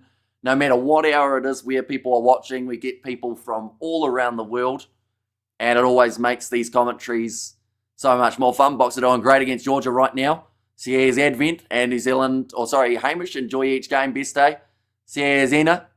And what are we talking about? Your weight, says Antonio. I'm not sure how, I know how it got brought up. Someone said, hey, we haven't watched for a while. You've gotten heavier. Your virtual signaling is disgusting, Joanne. Says Shungalolo. And also, Nice Aiden says, Johan won to Slough trying a yellow and a red card for New Zealand. Says Casey. Well, just the yellow apiece at this point in time in terms of how many players on the field. 14 on 14 New Zealand. It was upgraded to a red. For the South Africans, it does remain a yellow for LB Best, or at least I assume it remains as a yellow. We haven't actually had an update on that one just at this point. Second half. Getting very close. So I found out the match was being held in Italy. A time for South Africa viewing at the same time as Italy. And we have got the super sticker from Kawasi. Thank you very much. Thank you very much. Well, I said that twice. I had a glitch in my system. But yeah, thank you very much, Kawasi. If it's South Africa, Hamish, you will be welcome for sure, says Melanie. I would like to go to South Africa one day. I'm not too sure when I'll do it, but I'll have to make sure that if I go, I can go for at least a month, if not maybe longer. Do you have a favourite match, best rugby moment? I honestly, it sounds bad to say, but after we've done the live streams for certain matches, I can't even remember the games because I've focused on the chat. We go into almost autopilot calling them and trying to do the multitasking. So there's been great matches before that we've covered that I can't even remember. I know that South Africa versus France in that Rugby World Cup quarter-final was certainly one that a lot of people did thoroughly enjoy. Same with All Blacks versus Ireland in terms of some great matches. I think it was upgraded to a red. Does that mean the Kiwi can't play or he needs to be subbed? So he will not be able to play after the 20 minutes. They will be able to bring a replacement on for him. In this case, because he is a prop, they've already made that change of Timay being out there, but it just means that Woodley will be able to make his way back on, so New Zealand will be back to the 15, I should say, after the 20 minutes. Watching from Calgary, nice day here, says Chris Stess. I do appreciate you popping in for this matchup. Sports fans used to be allowed to be tribal, and now we all have to be polite to everyone except refs, says Studs Race. And this closest a rugby match has got into a Hollywood sports movie, and chats are more memorable. And also, honest question, fellow South Africans have issues in sending super chat memberships, etc. Says Tonian. And favourite match was South Africa versus Japan, and what's 9 plus 10? Are we wanting the 21 answer, or we wanting the 19? I feel like I'm showing that I'm slightly younger than some do think. I got called 30 the other day, but not quite. Springbok's very cute, nimble antelope. Is a kiwi a tenacious bird? Nah, a kiwi does not a lot really. It's got a long beak, but other than that, it is pretty much hunted by everything. Like a cat could probably take one down. Did you ever watch the movie Invictus? I haven't. I haven't seen a lot of movies. To be fair though, I love your commentary from South Africa. We await your visit here, says Hazel.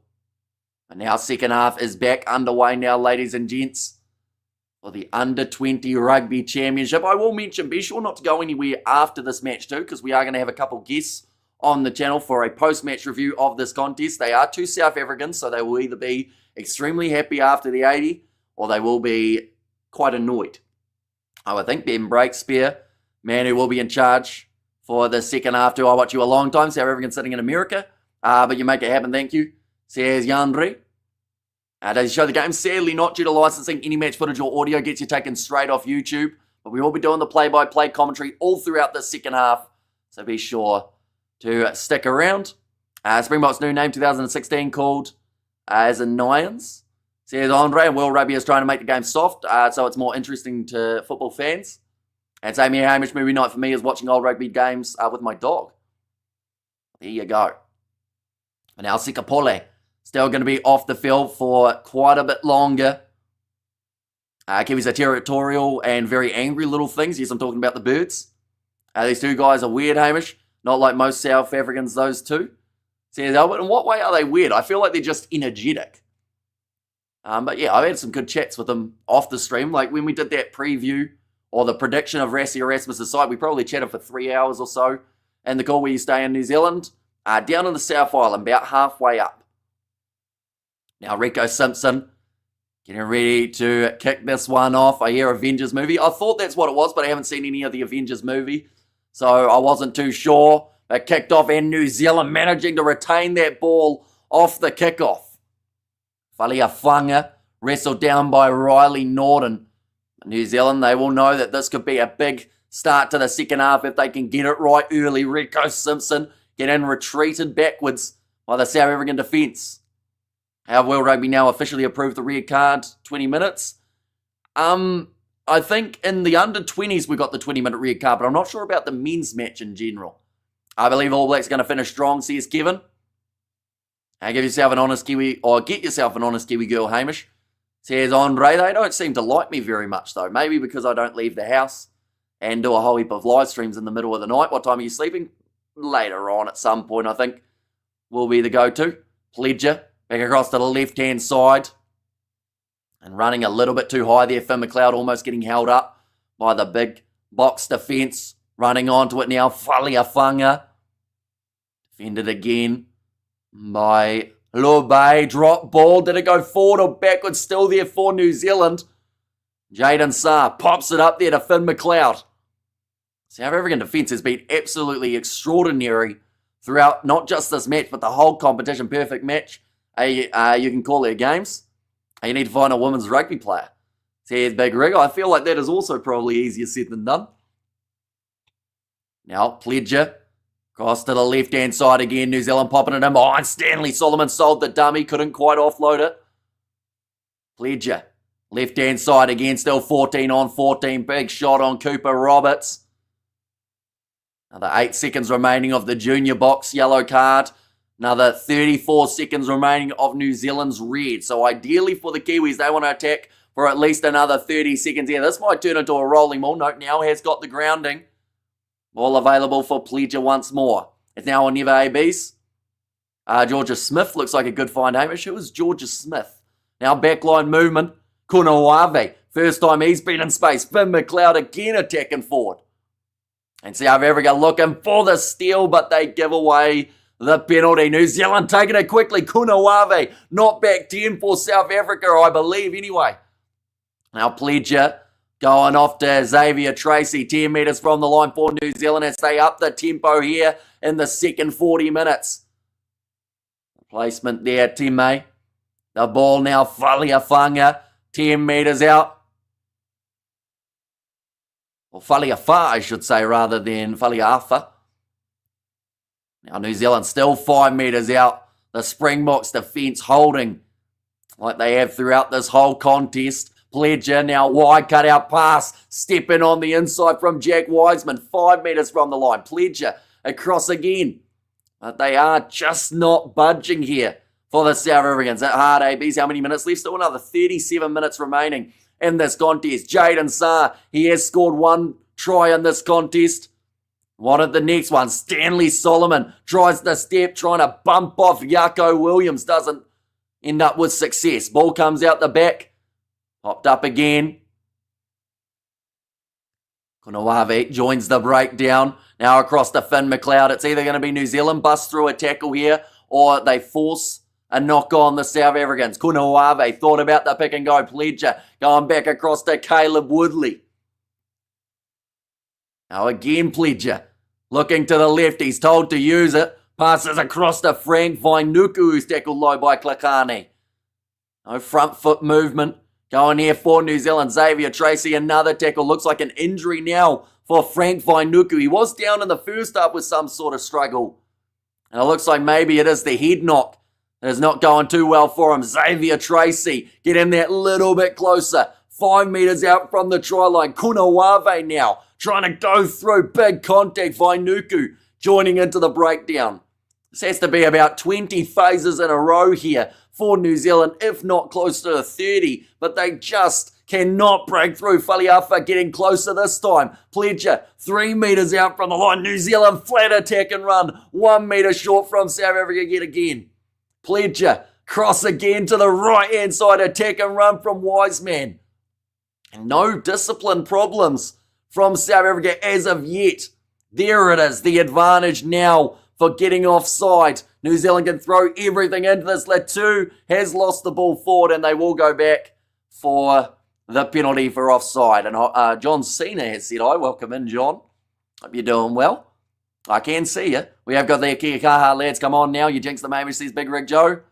And Vusi Moyo and Nibalele played for our rival school. Oh my God, did they give us nightmares? They are insane talents. And honestly, like Moyo, just the way that he's able to kick and control the game from 10, there's not going to be a huge amount of time until he finds himself in a Curry Cup team or a URC side. Don't know what is worse these days, the New Zealand Mullets, by screaming commentators, or the girly screams after New Zealand score a try. Says Tobo Lee. And we have got the I love how the baby box stayed on side even after or under pressure right up until that last phase, unfortunately, for the South Africans. And it looks like New Zealand are actually going to take on the 3 points here to get back within the 7-point window. And when a Springboks under 20 playing again, they've got quite a wee while until they will be in action once more. But the kick has gone over for New Zealand now early in the second half, sitting 8 points to the 13. I want a New Zealand to win, says John Cena. And hi, John Cena. Says Gerhard there. And this is the best defence the Junior Boks have produced all comp. Yeah, insane just decision-making from this young team who knew exactly who to commit to. This makes sense psychologically to come away with points from this attack. Says Big Rig. And also we have got the who scored South African's try. It was Wandile Manlaba in their number 8 jersey. But now kicked off high from Vusi Moyo. Gets a good amount of height on that one. And it's a knock on there from New Zealand. Counter-attack for South Africa just slipping over. That scrum advantage will last for a little while here. So South Africa can throw a few phases together. In fact, I believe that was now the call of advantage over from Ben Breakspear. Klakane knocks it on.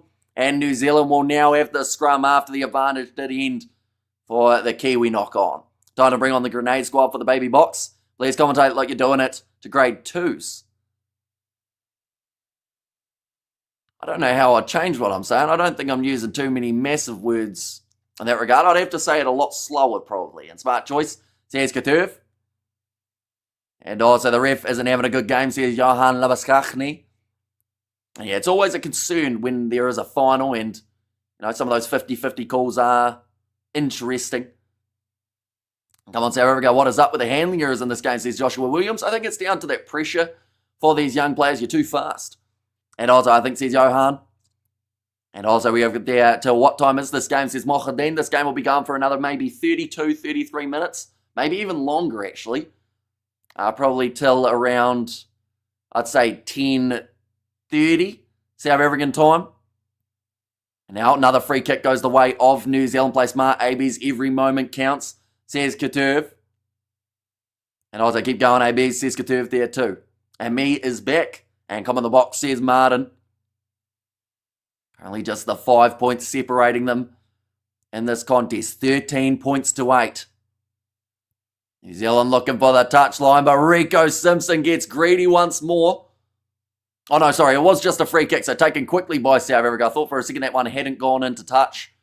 Now Simpson claims it inside of the 22. Stanley Solomon on for the kick down the middle of the field. Decent chase coming in from Roberts. Kicking downfield, South Africa firing one back in the territory game. New Zealand will have to be on their A game to be able to win it. Rico Simpson looks to the short side, kicking in behind. One in the 50-22, but Vusi Moyo does take the catch at the back. And the mark is called. Keep pushing ABs. Who do you think will win? My prediction initially was South Africa by 5 or 6, I believe it was. But I went with a lot higher scoring game than we have here. We have got there, Jeff Wilson says Boks are more talented than New Zealand. Says Craig. And also defence ABs reset and go again, says Katurv. And it feels like I'm watching the Varsity Cup all over again, says Inferno. And South Africa got the best rugby players in the world, says Martin there. And also South Africa 29 to New Zealand's 15. It's the end score from Yandre. Now, line out for New Zealand. Just inside of the South African half, both yellow cards and the red have ended up expiring, which means 15 on 15 just for now. I say just for now because there is going to be some sort of controversy later on. I would say someone will be going to the bin at some point in time. Our backline movement, not quite as smooth as they would have liked, as Mosisi Basson. This is his first carry in quite some time. He's got his knees down. That ball is trapped in there, and South Africa get themselves the scrum. In fact, Basson we've hardly seen throughout this whole contest. Now we have got there South Africa, best yellow/red card luck in the world, says Great Sacred Cow, and don't change you are number 1 in the world. And Hamish is friends to South Africans of all sizes. Says cool story, bro. And also, bro, you should take over Justin Marshall for commentating. Says Honey for life. I don't think Justin Marshall would like that very much, though. As that man has certainly got opinions. Which team are performing better? It's a tricky one because there's been so many handling errors throughout this match, so it's hard to say that any side has distinctively been stronger. I would say South Africa are deserving of the points they've got on the board. We've only seen 1 try per team as well, so just a little bit more strategic in the way that they've played. And I love Marshy. They must collaborate, not take over from each other, says Sue.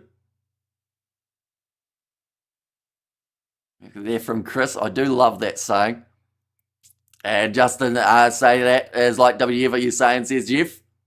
Now big scrum from the South Africans. Another penalty advantage coming for the Junior Boks. Looking for the back line, close to forward. Out to Cheswell Juster, who pops it up now. Minto, another offload. Juster with the offload to Nlabe. Only 10 metres out from the line now for New Zealand to have to defend. Is their defence going to hold up in the same way that South Africa's did? Hasim Ped goes to Fusi Moyo, kicking it in behind it. Goes into the goal line area, trying to slap it down. Was Jaco Williams, who actually had a lot more time than he first expected. They're going to have a check of this, but I don't believe he got it down. It was a decent attempt. Now, Jaco Williams going like that. He's saying it's a knock-on. They will not check it. What is the time now? Currently sitting 52 minutes through in this contest. And go the Boks, says Gerard. And there as well. They are just saying that the South African coaching staff are yelling instructions out onto the field. It will be a goal line dropout for New Zealand. Why is it goal line rather than the 22 dropout? With that ball going dead. But now Klakane, tack and run forward. Hasim Ped. I'm back across to the left-hand side. Finds Ungobesi. Another offload there, but another knock on from the South Africans. Come on, South Africa. Says Nkosi there. And isn't that a 22 dropout? Went dead off the box. Yeah, I think it should have been, but I'm not too sure about the reasoning behind the 22. Or sorry, the goal line rather than the 22. And tight game, says Jeff J. Defend hard, New Zealand. And too many handling errors, Bockies. I think both of these sides will be a bit disappointed with their handling throughout this matchup. And it honestly could cost them because, you know, South Africa have been a clinical side throughout this whole competition. But I don't think we've seen them drop the ball as much as they have in this game. And I try coming up for the 40 minutes. Says Blitz. And also we have got there, sounds like nerves. Says Big Rig. And go to the ABs. Lordy from Fiji. Now another scrum feed here. 27 minutes remaining in this under-20s final. Another big chance, missed, no points. YRT kicked with 2 overlaps. Says Eric. And definitely not the try-scoring match we expected. Definitely not. It's been a lot lower scoring. And pretty much the complete opposite of a lot of the predictions. Like for me, I gave the prediction of South Africa by 5 or 6. But I also predicted both sides would get in the 30s. And let's go to the baby box. Says Sukanlo Layo, I believe it is at the end. Vusi Moyo, she's up kicking the ball away, says Kanya. And something tells me we're going to sell in this game. Says Tyler, now New Zealand attacking 22 metres out from their line. Roberts gets his knees down. They do have to leave him alone. New Zealand aren't kicking the ball back to South Africa as often in this contest, although I bet you they'll probably set up for a kick here. Yes, they will. Going back into the pocket to Rico Simpson, who goes down the middle of the park and does find a bit of open space. Well picked up from the back here. Yako Williams trying to find a bit of a gap. Rico Simpson makes contact and a huge shot coming in from two New Zealand forwards. Now, Pede goes to the left-hand side. He probably hasn't had quite the same standout performance as we've seen throughout the other games. When will the baby box stop being scared? Says WLK. It's anxiety for both teams. Hence not clinical, says Tato. Yeah, both sides at the moment seem like in a way they're playing not to lose rather than to play to win. And now, drop ball there for New Zealand. Frank Vainuku, the man who drops it. And tell you what, there's a bit of aggression there from Dimitri Erasmus. Pretty much yells in Vainuku's face to let him know about it. Yes, we are watching and listening. And scared of losing, says All Reality Show. And also we have got there the hard stuff, Samatasi and All Blacks by 1. Says Jeff, looks like another change being made for New Zealand. And that number 19 jersey is going to be Vaka Siola, who makes his way on. But yeah, Vainuku, he's had a bit of a shaky game ever since that head knock earlier on in the contest. I still don't think I guarantee he's 100%. And Howdy Hamish, how you says Bebop, doing very well. Believe it or not, we've been up for pretty much 24 hours, but I am still relatively awake at this point in time. Right, sounds like it has all been sorted. Now the time is back on. Ollie Reid makes his way on for Ngobesi. And also we've got the Springboks under 20, by far the best team. Bomb squad yet to come, says Tato, although they've had to make a couple changes due to already injuries for the South Africans, although we do see Jacobus Grabela for the second time making his way on for JJ Theron. And this game is tight, says Jeff. Yeah, one big try could be the difference maker here. Handling errors due to nerves a little bit, and also I think it is quite humid out there on the field. Like we have had those 20-minute cooling breaks. So I think that might be a bit of a factor too.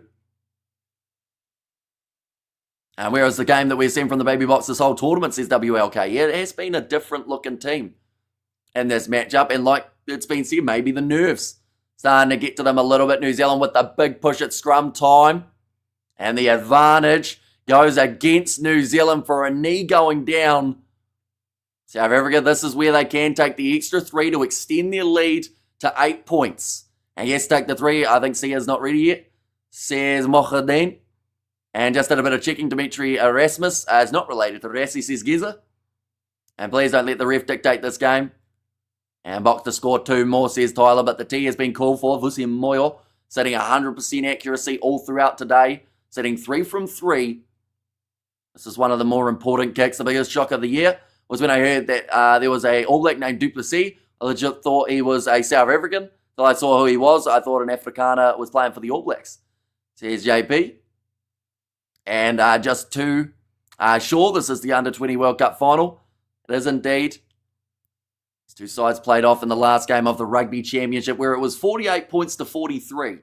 So we're on the complete opposite end of that scoreline, one of the lower scoring matches throughout this whole competition. But Vusi Moyo strikes it well and gets it over here. Safe as houses when it comes to that T. 8 points to 16 now in favour of the Junior Boks.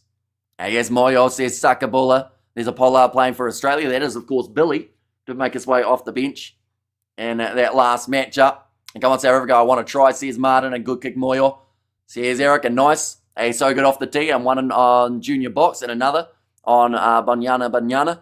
Nerve-wracking, says Tato. All knocked back by New Zealand, I think. Almost an accidental offside there from these South Africans, but it will be the ball once again. Deja vu, says Tyler.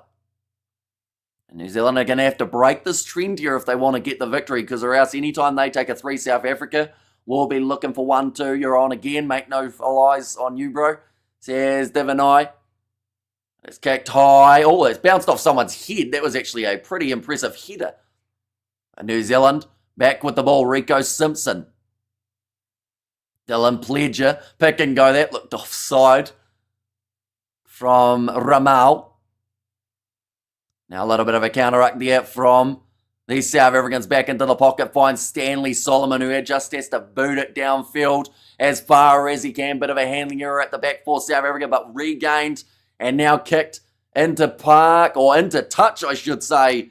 And it is out on the full. That is the first time New Zealand have been inside of the opposition's half in what feels like a very long time, or at least closer than the 40 metres out.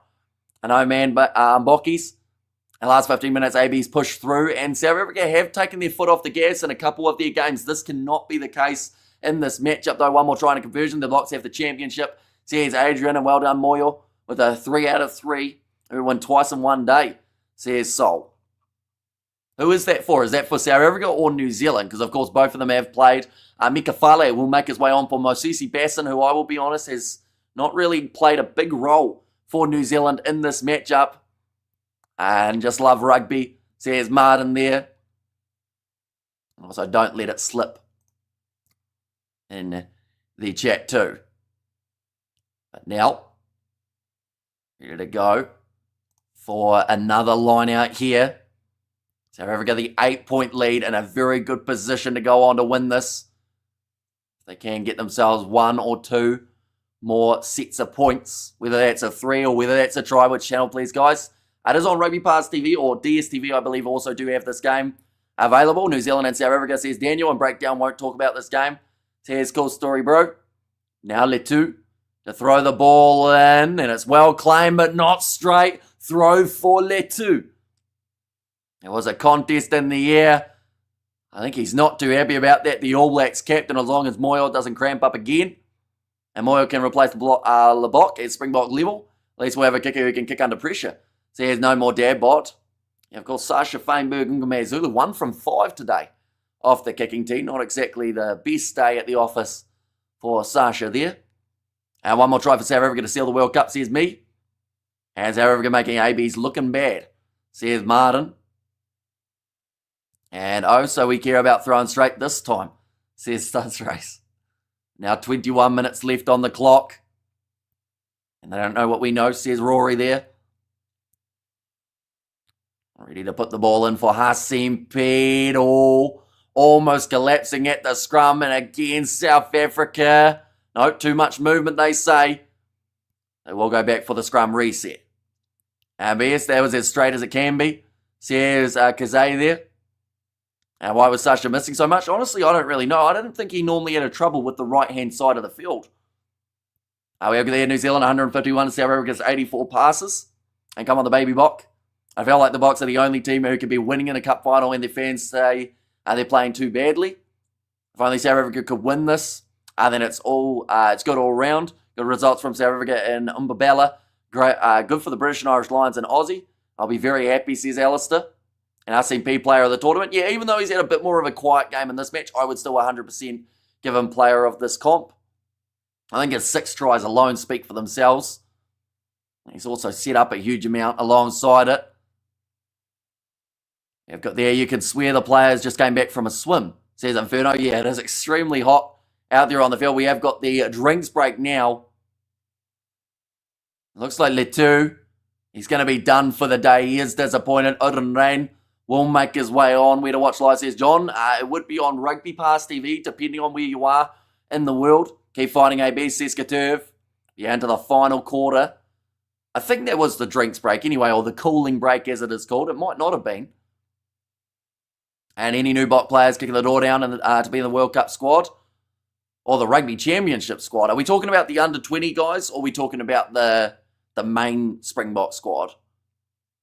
Here comes the Odin son. Says Lamatasi. These two teams deserve huge accolades. They did good. Still a tough game, says Jeff. Yeah, it's been physical as can be in this match. Another big scrum push from the South Africans and another penalty advantage. Hassim Pete on the short side goes off to Cheswell Euster, who will back himself in the foot race. Stanley Solomon, though, chasing after this ball, cleans it up 5 metres out from New Zealand's line. The advantage is over from the scrum, but New Zealand having to put it back into the pocket. Rico Simpson tries to run it forward. Terrible decision from the New Zealand fly half, and South Africa now with a 5 metre scrum. And if they were dominating them on the halfway line, you can guarantee they're going to win this one. If one more person asks about where we can watch the game, says Mbulelo. And also the most important stat is 16 points to 8. South Africa scored. Says Esbok and need more try Bockies. And this is the perfect opportunity. New Zealand going back to the pocket. Rico Simpson, I'm not sure what the go was there, but Cheswell Euster showing off his speed and managing to cut the Kiwi off. And go on the block, one more try, says Brett. I think no matter what happened from the kicking tee, South Africa were going to win with 12 on the field if they had to play against Georgia, says Alistair. And I love number 9 of South Africa. Yeah, that is Hassim Pete. And remember that man's name, because he is going to go far in his career as long as he doesn't end up with any sort of severe injuries. He's going to be attacked now. Another rolling maul. No, in fact, the scrum is legal. Hassim Pete, though, over the line and scores the try for the Junior Boks. Try number 7 for that man. And that is now potentially the match winner for the South Africans with just the 18 minutes remaining, which is still a very long time, but it will be an easy kick for Moyo as Africa leading in line break 6 versus the 0, says Ruan. And one more kick. Our conversion from South Africa. And he just spoke about him, says Joshua. And green is mean. Hang on. Dylan Pledger may have been blocked here. TMO has said check, just like he has for most of the tries throughout this contest. So they are checking whether or not there was an obstruction on Dylan Pledger here. Now, there was no advantage at scrum time. Peter's the player of the tournament, even if the Boks lose, says Aiden. Bloody ref, says Lyle. And good stuff, the Bockie, says Jeff J. So the question is, was Pledger held here and blocked from the opportunity at playing at Hassim Pete? Why did he do that? It was not a smart move from the Boks scrummager, as he's gone through and he's grabbed him. Now, the thing is, would he have got there? Maybe not. But, you know, you can't prevent a player that close to the try line and grab him. That was really stupid from whoever that was in the Junior Boks 4-pack. I'm not actually too sure of a number there, but someone's going to be pretty disappointed when this one gets ruled out as a no try.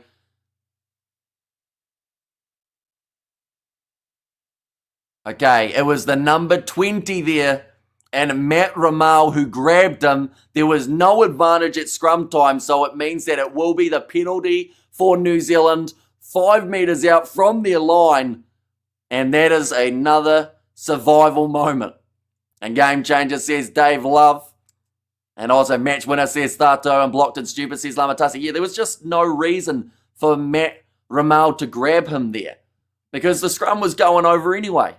You know, and there was more than likely a chance that Hassim Pete was scoring that one too. So stupid, says Aiden.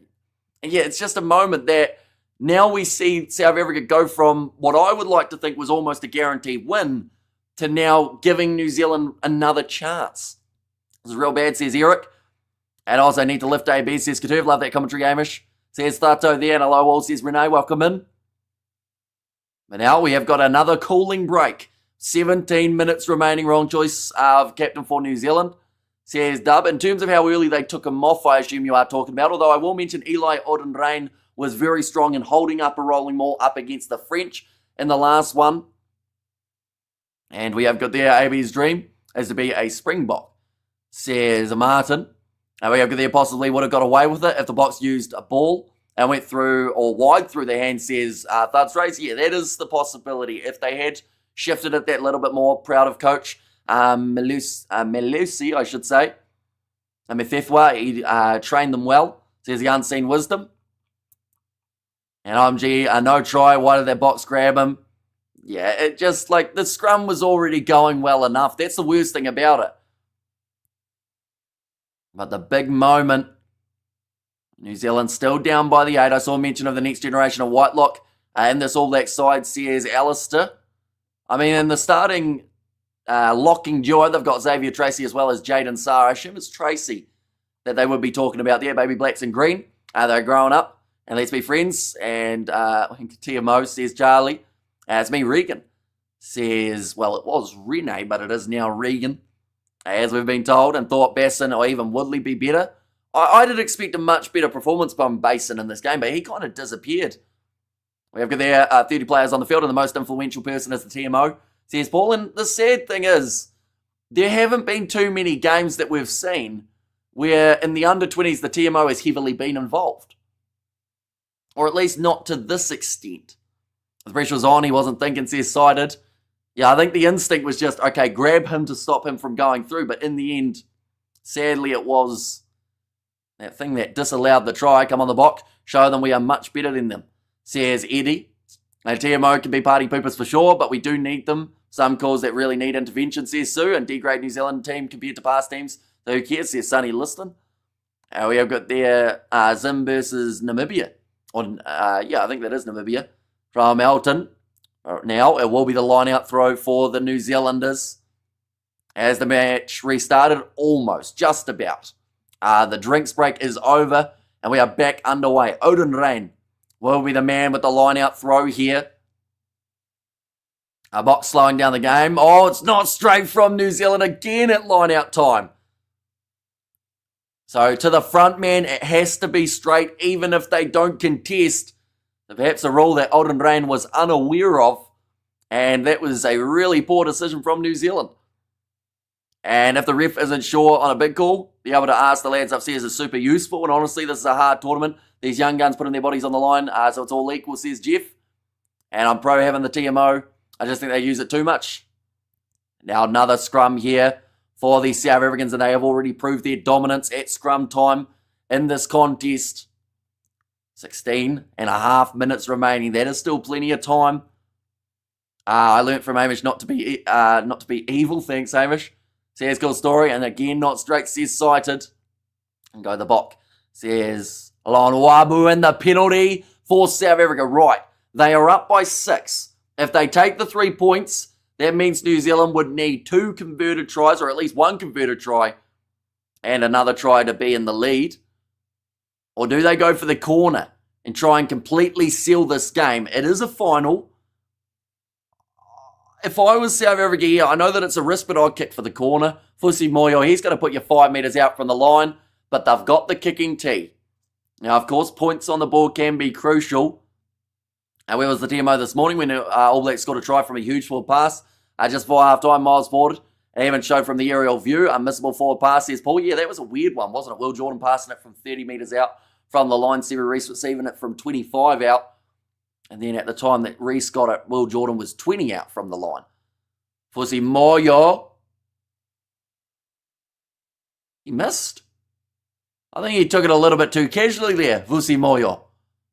It does mean that the score will remain 16 points to 8 last time, 48 to the 45 for New Zealand. Yeah, certainly a much higher scoring game in that Rugby Championship contest. 93 points between the two sides, back and forth. At halftime, it was 50 points on the board with 26 to 24 in favour of South Africa. Will Cole, he's made his way on for Rico Simpson. Nebalele now running it forward, but locking onto the ball, though. New Zealand looking for another steal. South Africa, though, they want that one final blow. And that would be in the form of a converted try here. I love you, South Africa. Be proud to be a Springbok fan. How long left to go? Still another 15 minutes remaining in this match. And Odin Rain gets the steal in the breakdown.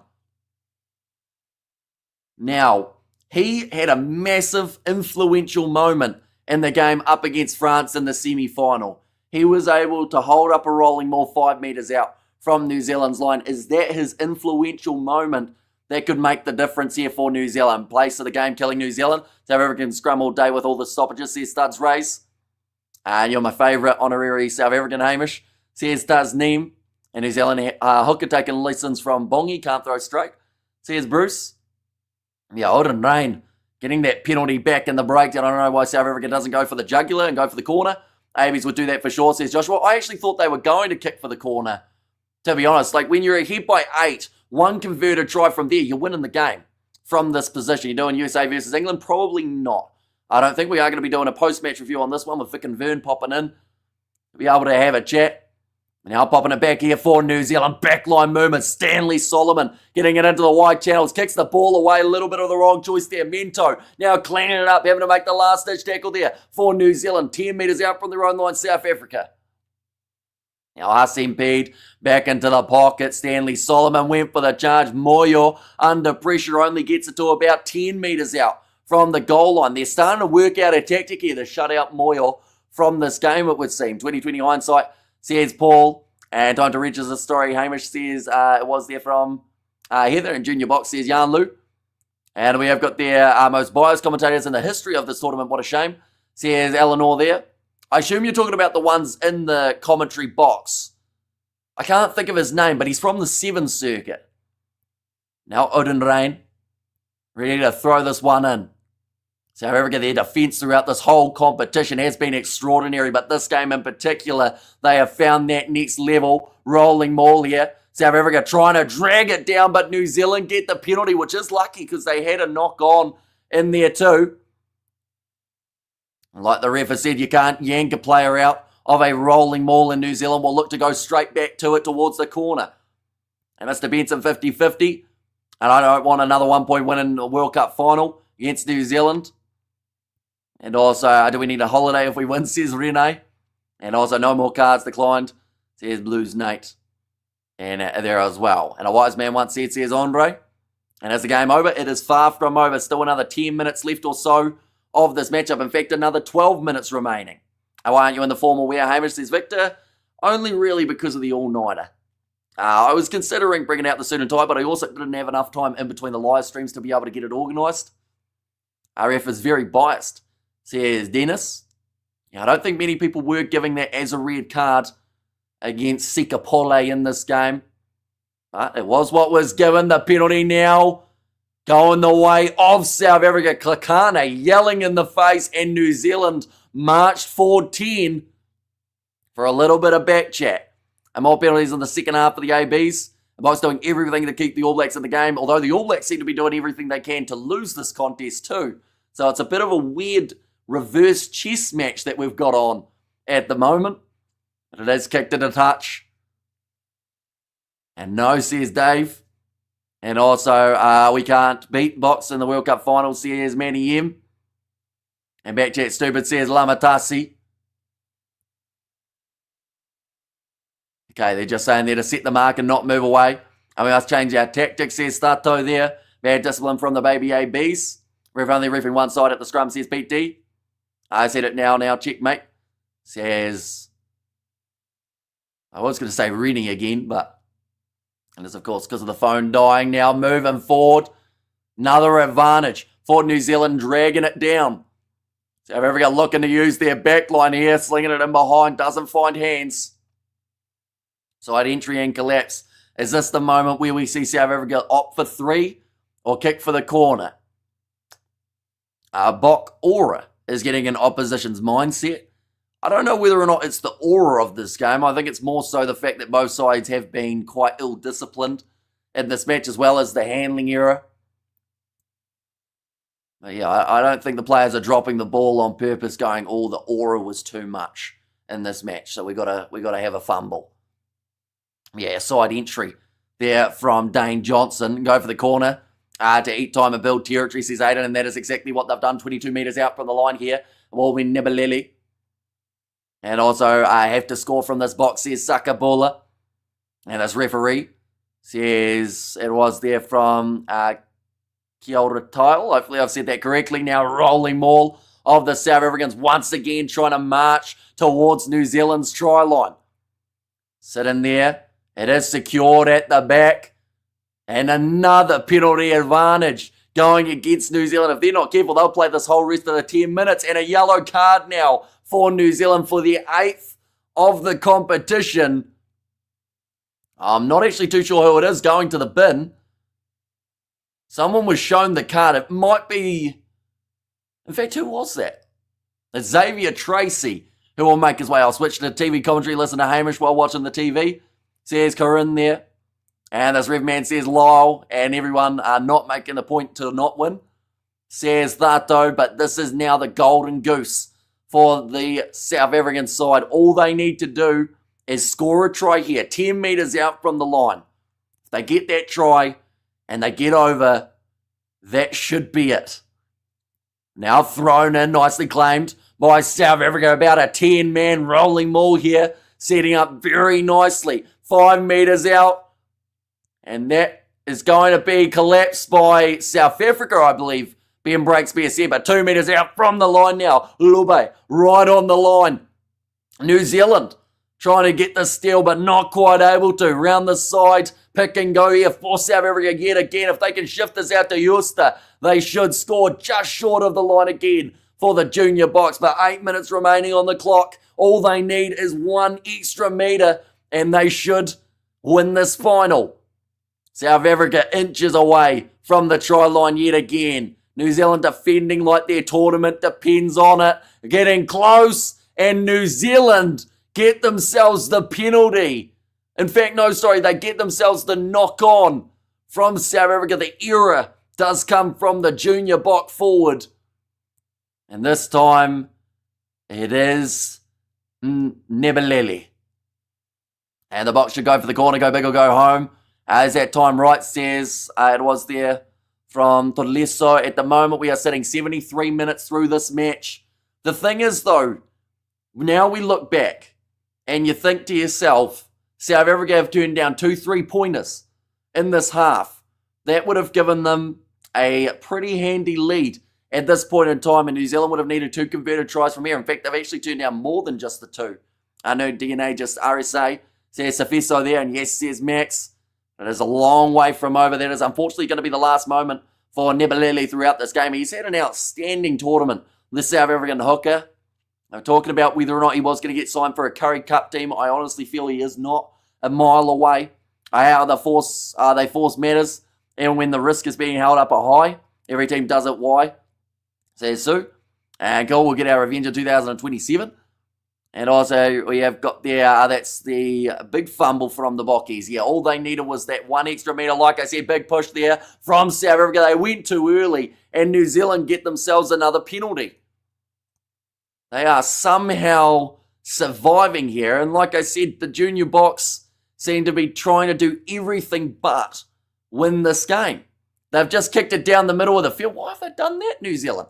I think it was a penalty rather than the free kick. But now South Africa going to have the attacking chance to go out wide. Jaco Williams, in fact, this time it's Erasmus moving forward. 25 metres out from the line here for South Africa. Jacobus Grobelaar. Now Hassim Pede, rough pass, but well handled by Ollie Reid. Back to the right again. It will be Moyo going across to Skurman. Now 6 minutes remaining on the clock here. Both teams are too polite to just end the game.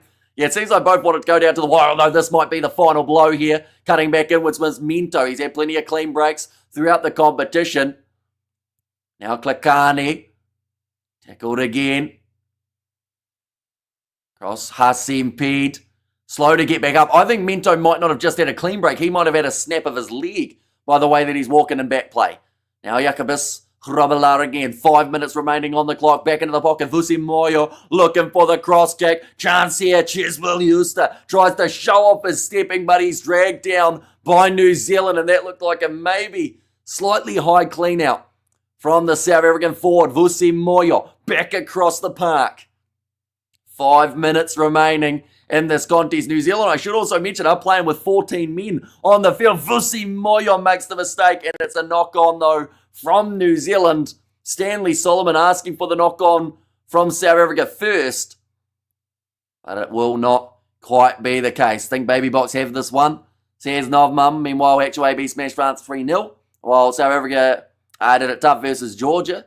I mean, doing it tough up against Georgia, like they did still win by what was it, like 44 points or something like that. So like they're doing it tough.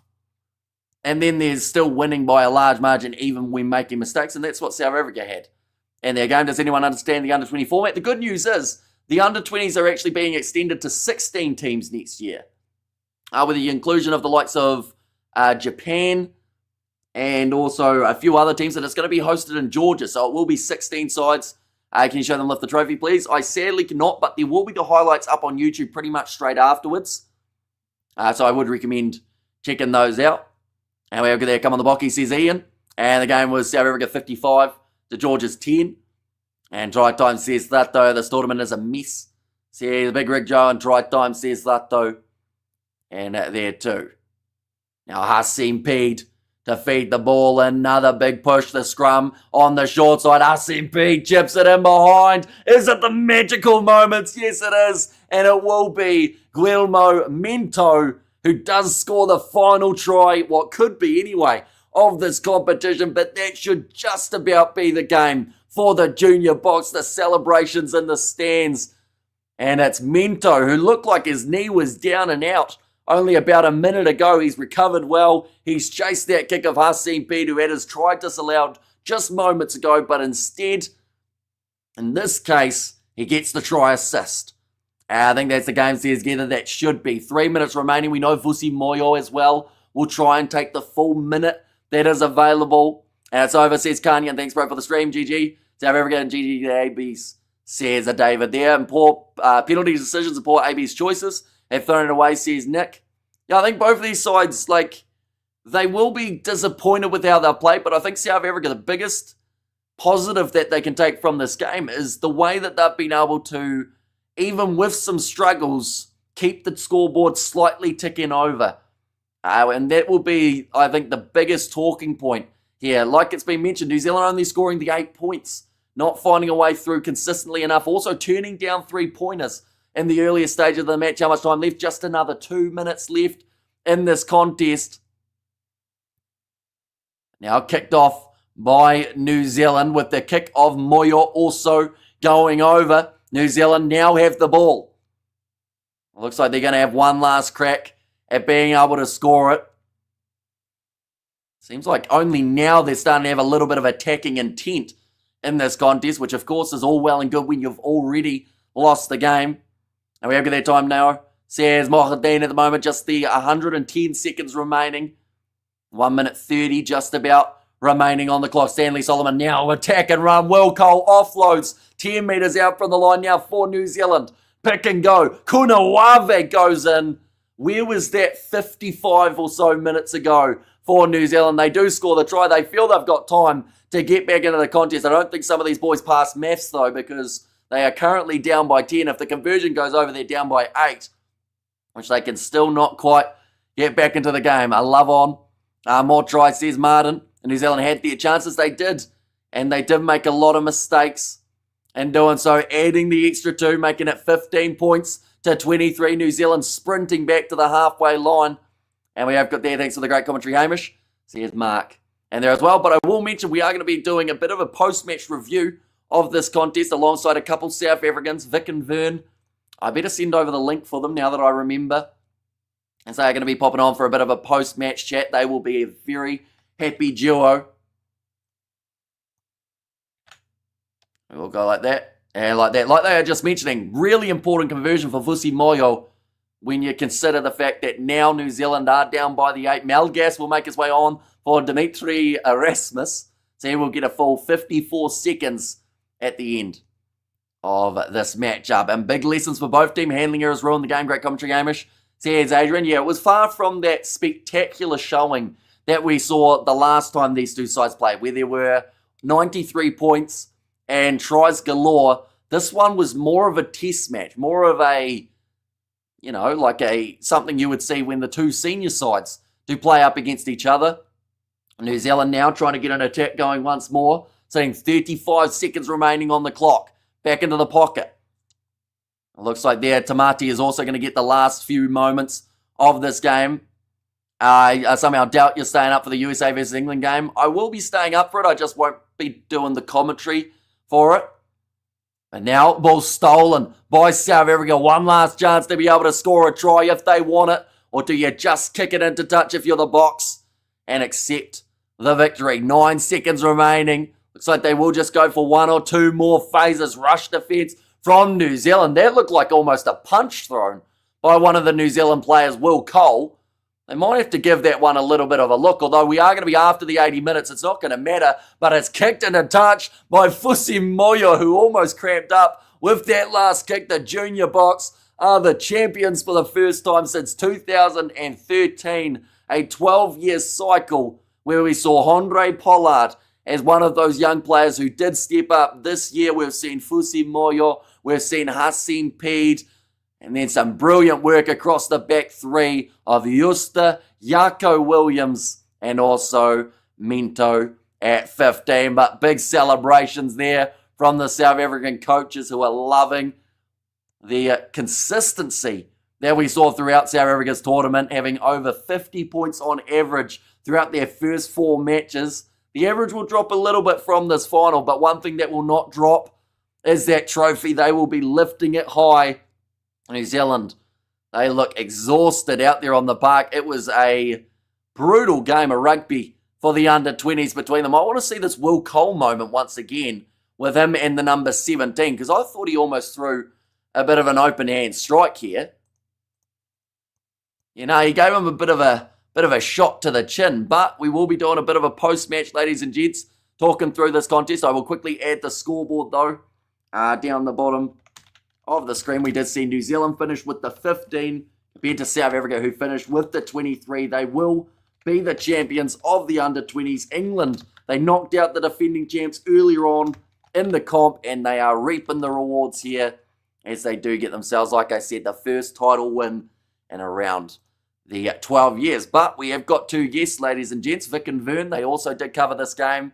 It was talked about that one of us were going to be very happy at the end of this contest, and I think there's going to be a couple very happy South Africans that I'm about to add into this live stream. Vic and Vern, mates, how are you going? Big smile on the face, happy days for the Junior Boks, thoroughly deserved from the way that they played throughout this competition. I don't know what to say. I'm at a loss. It's not often I'm at a loss of it. But listen here. No, first of all, I'd like to congratulate the New Zealanders on a great game of rugby. They tried very hard. I'm so proud of the young Boks. You cannot imagine. But I want, we are biased. We're not like you. You're very neutral. We're biased. What do you think about the ref? It wasn't the greatest game we've seen in terms of some of the decisions, I will say. But at the same time, I think both sides made their individual errors enough that it did cost them kind of anyway. Like, we saw a lot of handling errors throughout the game. And yes, maybe a couple calls could have gone a different way. But at the same time, I don't think either side were clinical enough to fully, like New Zealand, that line out that they won when it was the perfect chance to be able to get an attack going and giving away that penalty. Or, for South Africa, when they were right on the verge of scoring and Hassan Pede goes around the side and then just a player in the scrum grabs the halfback. Like, it's those little things that, like, to be fair, you do expect it from the under-20s a little bit because there's that lack of experience at times. But, yeah, I think that it wasn't as smooth as it could have been for this match. No, I must admit, look, we had a big discussion on our channel. We had a poll out there. Should it have been a red card or not? At the beginning, I didn't know that it was going to be a 20-minute red card. So I was quite upset because, I mean, that young player from New Zealand must be totally distraught. I mean, in a final, and I mean, it's the second final now in a row that has happened to New Zealand. With, what was it, Kane last time with the main box? I felt, especially for such a young player. And I didn't think it was a red card. At the beginning, when I thought it was, I think, a very dark yellow, but I wouldn't have gone with red. These are young men. There was no malice behind it. There was no on purpose or something like that. I was happy to hear that. I only noticed later that it's going to be a 20-minute red card. So I was happy for that young man because he must be feeling. He must have been feeling totally terrible there. But I did feel the ref kind of put himself too much in the center of this game. I think. But look, as you can say, it wasn't a great game of rugby from being clinical or anything like that. It just lived off the excitement. It lived totally off the excitement. And I think that. Sorry, what was that word? No, Karen. No, you go for it. I just think the Springboks defense was great, especially that about 5 minutes New Zealand was on the line and just didn't get it over. They weren't as clinical as they do say defense wins championships, and I think today I don't think the offense of both teams was clinical enough, but I think the South African defense, they won it for us. The defense won it for us. Yeah, and that's the same as what happened in that game up against England as well, in those closing moments when they needed to turn it on. Like, I would say 100% best defense we've seen from this Junior Boks side all throughout this year, because every single time, like New Zealand getting close and all but over, then forced back a couple of meters and, you know, just using that physicality. And it seemed to be, as soon as that advantage came, that was when New Zealand panicked a little bit and went, we have to throw something elaborate here. Yes. And that was when the knock-on would come and then they'd go back. But South Africa would have well and truly been happy with New Zealand just taking the 3 in that case when they had been attacking for so long. But, yeah, many lineouts not quite going the way that either side would have liked for this contest. Those early steals. Like, because we've never seen in this competition anyway, a side challenge the South African lineout the way that New Zealand did right from the get-go. And I feel like Nebeleli was showing a little bit of the signs of a few nerves as well with the fact that it was so competitive. Well, man, what is it? Out of the first 3 lineouts, New Zealand stole 2 of them. Yeah. I mean, I was worried there at the beginning. I thought, whoa, this is not a good. But they cleaned up the act on the lineups later. I did think when it came to the scrums, they were dominant, the Springboks. Yeah. They used the scrums really well. What I must say is New Zealand had a lot of penalties. They didn't take the 3, which the Africans always took the 3. I always think in a final. I always say in a final, take the 3. If you can get points, easy points on the board, take them, get the ball back off the kickoff. I think New Zealand made a few mistakes. It could have been a lot closer because had they taken the 3 points when they could have, you automatically put a little bit more pressure on the South Africans because the scoreboard kind of narrows. But we were always there with that 8-point difference. And with that 8-point difference, you know, they've got to score twice. Exactly. And I do think that helps. Even Vusi Moyo at times, it seemed to be South Africa were opting away from those 3-pointers, which honestly, with the ill discipline of New Zealand, they probably could have got, 12, 15 extra points just ticking it over and slowly building that pressure. But I think that was also down to being a little bit cautious about New Zealand's attack. I mentioned about it in the second half. There were times where both of these sides were playing not to lose rather than to win. They didn't want to go for that big mistake. And when you're a young player, of course, you don't want to be that guy that throws that big interception pass that Cheswell Euster runs onto. But I mean, can you imagine how that young New Zealander must feel tonight? The guy that got that yellow, that red card. They go back to the hotel. They're in the bus. I mean, if it was me, you're trying to hide in the bus. You don't want any attention. You know how bad he must feel. And I feel for the kids, man. There has to be a winner. And look, it was our dream final. We did want to play New Zealand. I thought there was the 2 best teams in the tournament. There are a lot of upsets on the other results today. France losing to Argentina. Didn't expect that, but now I'm proud of it. Look, 6 months ago, let's be honest, 6 months ago, nobody thought the South African under-20s could win this competition. We were not in that situation. I don't know what happened in the last 6 months or in the last 3 months. I don't know what's happened, but they've come of age, these guys, and play fantastic. And listen, we needed this one. We needed this one because our junior rugby has not been very successful, And I think this could give a good kick in South Africa also for the young players to come through, Well, the amount of guys from this team that we will see go into the Springboks within the next kind of 5 years or even into the Currie Cup and URC sides, we'll see them slowly feeding back in.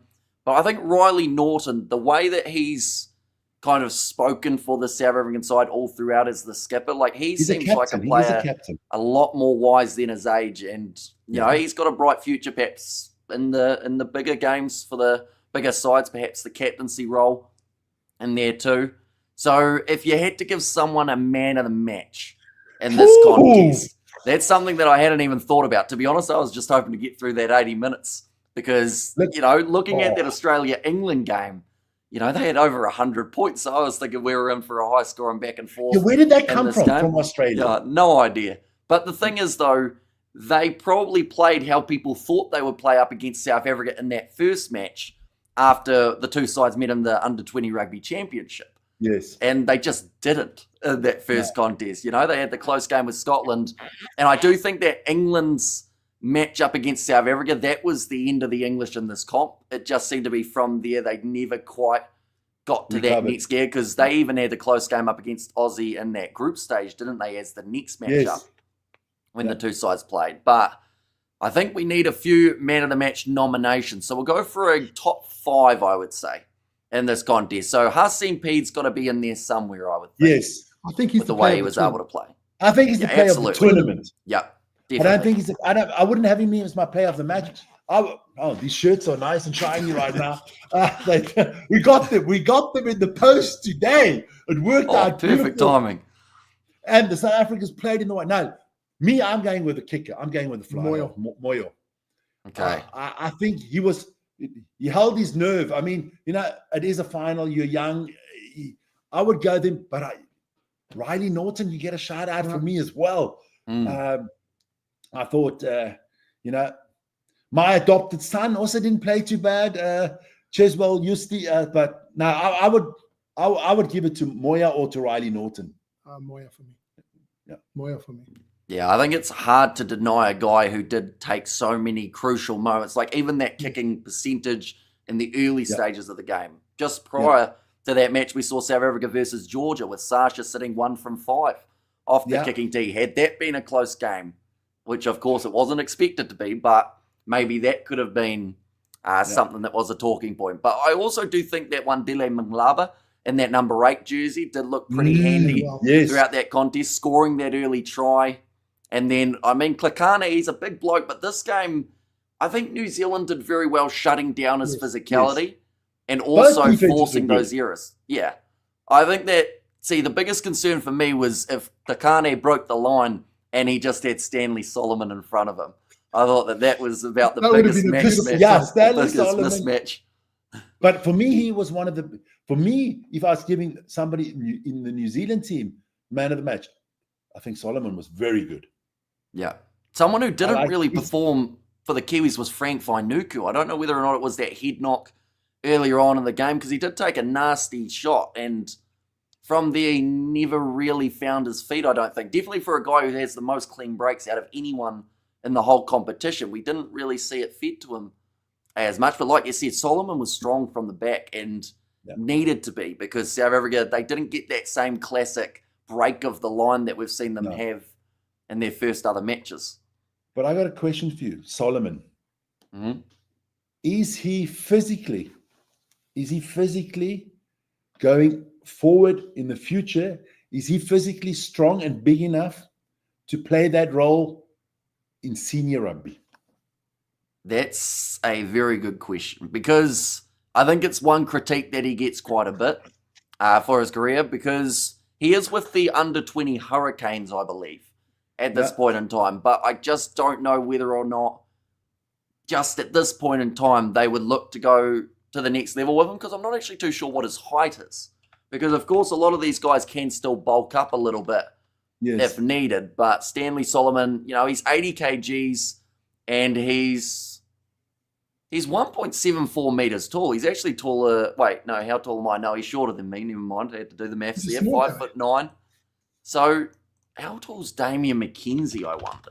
Because I feel like he's pretty much the biggest example He's kind of a small man. A Damian McKenzie lookalike, yes. So McKenzie is apparently 78 kgs. I don't buy that. I think he would have bulked up a little bit since that measurement. But he's 1.75, so only 1 centimeter taller than Stanley Solomon. Yes, he's got a chance, Yeah, because and the thing is, he's also young, so he might still be growing too. Yes, he can still pick up some weight, because if you're looking at those in those positions, I mean, who will play that position for New Zealand? We'll get into that, New Zealand, France, a little bit later. But you're looking at a guy, Will Jordan. I mean, Will Jordan looks like a flipping giant compared to Solomon if you put them next to each other, But, you can make up in other ways. Are you elusive? Are you quick? Are you tricky? There's always different ways to look at it. And he is. And what he has, he's got a heart, that kid. Yeah. And it seems to be those smallest players are the ones who take the biggest shots and get back up. And I think that's just from the younger age groups of knowing like the big guys are going to run straight at you. But if you've got that technique, the bigger they are, the harder they fall. If you get them around the bootlaces, that's the one thing that you're always taught. But yeah, certainly some big blokes across these two sides. Like you're looking at Klekani, who's a good solid 120 kgs, or maybe not quite that big, but he's got to be up there. You've got Caleb Woodley, who's one of the heavier guys for New Zealand.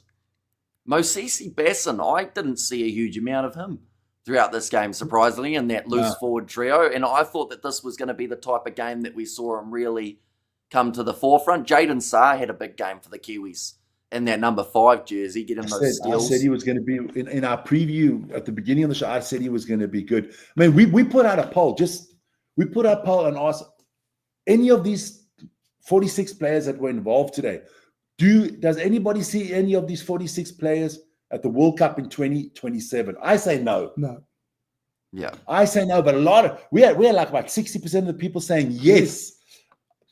Do you see any of these 46 young men that were on the field today at a Rugby World Cup in Australia in 2027? The thing is, Rassie had a varsity cup guy in his wider squad, so I wouldn't put it past Erasmus to throw a guy in there. If Faf de Klerk's not going to be at that next World Cup, maybe Hussey Pete is the apprentice. The other option, of course, like the problem that they've got for Vusi Moyo is he looks like he's going to be an outstanding player with a lot of composure and a lot of control of the game. But how many fly halves are in his way at the moment? You've got Pollard, who's still got a good few years in front of him, Lebok, Sasha Feinberg, Ngume Zulu, Valimza to a certain extent.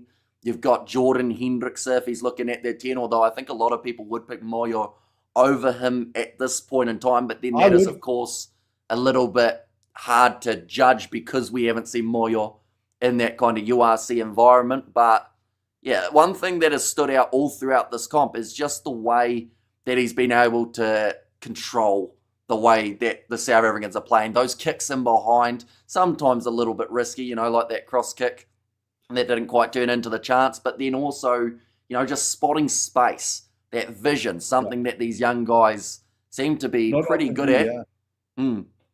But for New Zealand, I don't think any of these guys will be at that World Cup in 2027. I think 2031, big possibility, but just a little bit too early for a lot of these Kiwi guys. Like normally those standout fellas, I think a majority of them kind of got taken out last year and put into the kind of ABs and Super Rugby environment.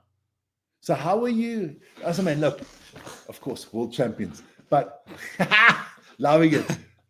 This morning, New Zealand against France. What were your thoughts on that one?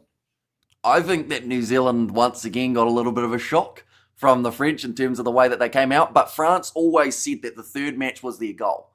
In terms of no matter what happened in the first two, that was more of just we'll play every player that we can and see who's going to go the best. But all of the difference was made by having Gilliard and having Villiers and Feku back into that French team.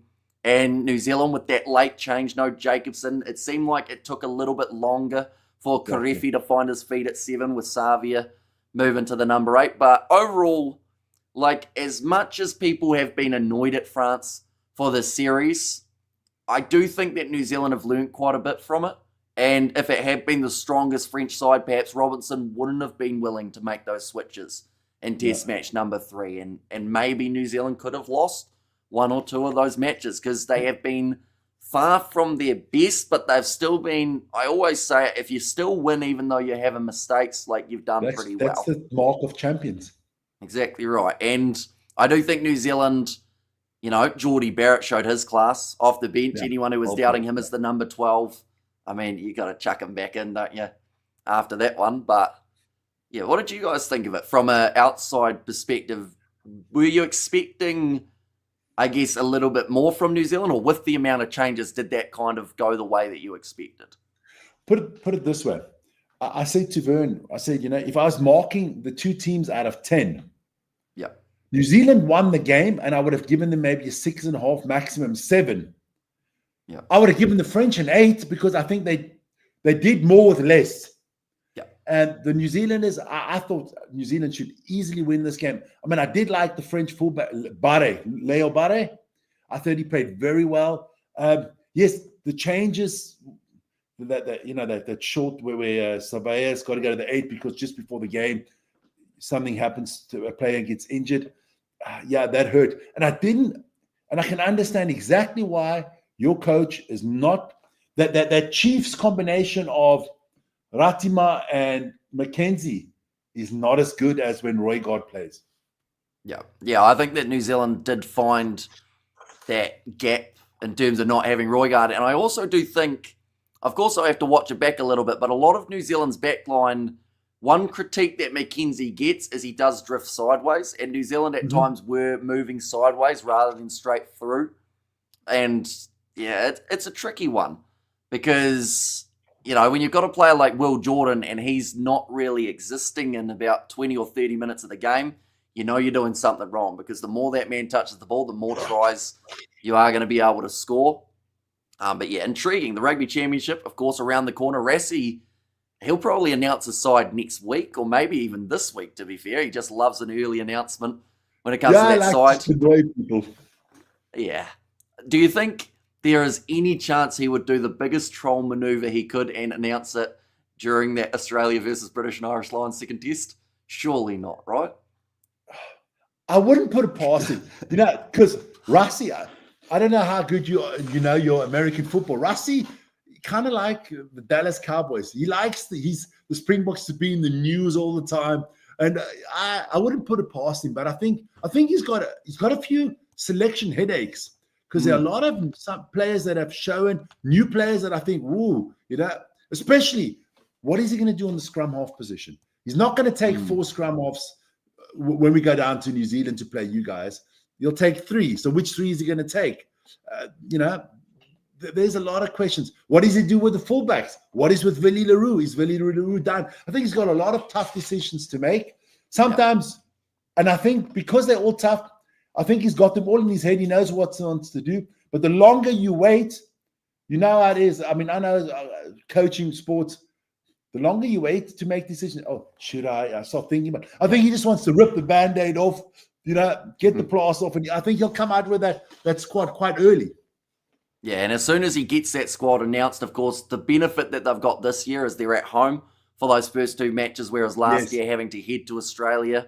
So, you know, that they can gel, I think, South Africa at the moment. They've got a brilliant squad, and the fact that you can put out an all uncapped front row and still win scrums, I think is a massive bonus for Rassie, and, you know, it is a deep amount of depth that South Africa Rugby has got. And sometimes, you know, I say the amount of depth is a good thing, but in Rassie's case, he almost has a bit too much. It might be a bit more tricky for him. But I've just seen the time. It is currently, I believe, 8 minutes away from the time that you boys are heading to your boxing, isn't it? For Dubois versus Usyk. Yeah, but let's. I just want to one thing. I want to know your opinion on the Lions game. Australia looked like a side that had played 1 match together for this season. Yes. And I do think that the second test match hopefully will be a lot more competitive. Australia got better as the match wore on. And I do think that the Lions got a lot more ill-disciplined as it got closer to the 80 minutes. But there'll be a couple changes, I would say, for the Wallabies. I think McDermott has to start in the 9 jersey with that impact. Oh, thank you. Somebody that agrees with us.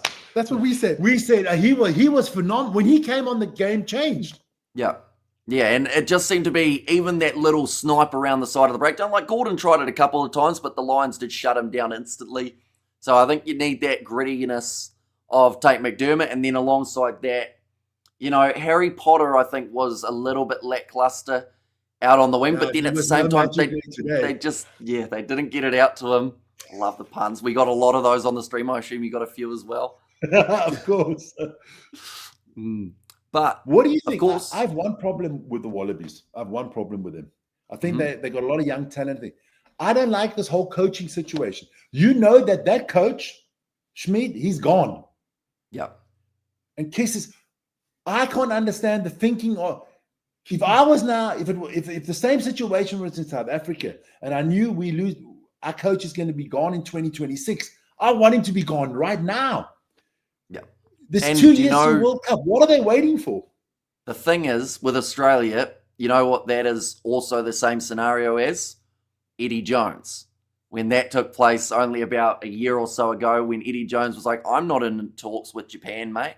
And then it was announced Eddie Jones signing with Japan at the end of the year. And, you know, as a team, I think even a couple of the players mentioned it. It's very hard to play for a coach who's not playing for you.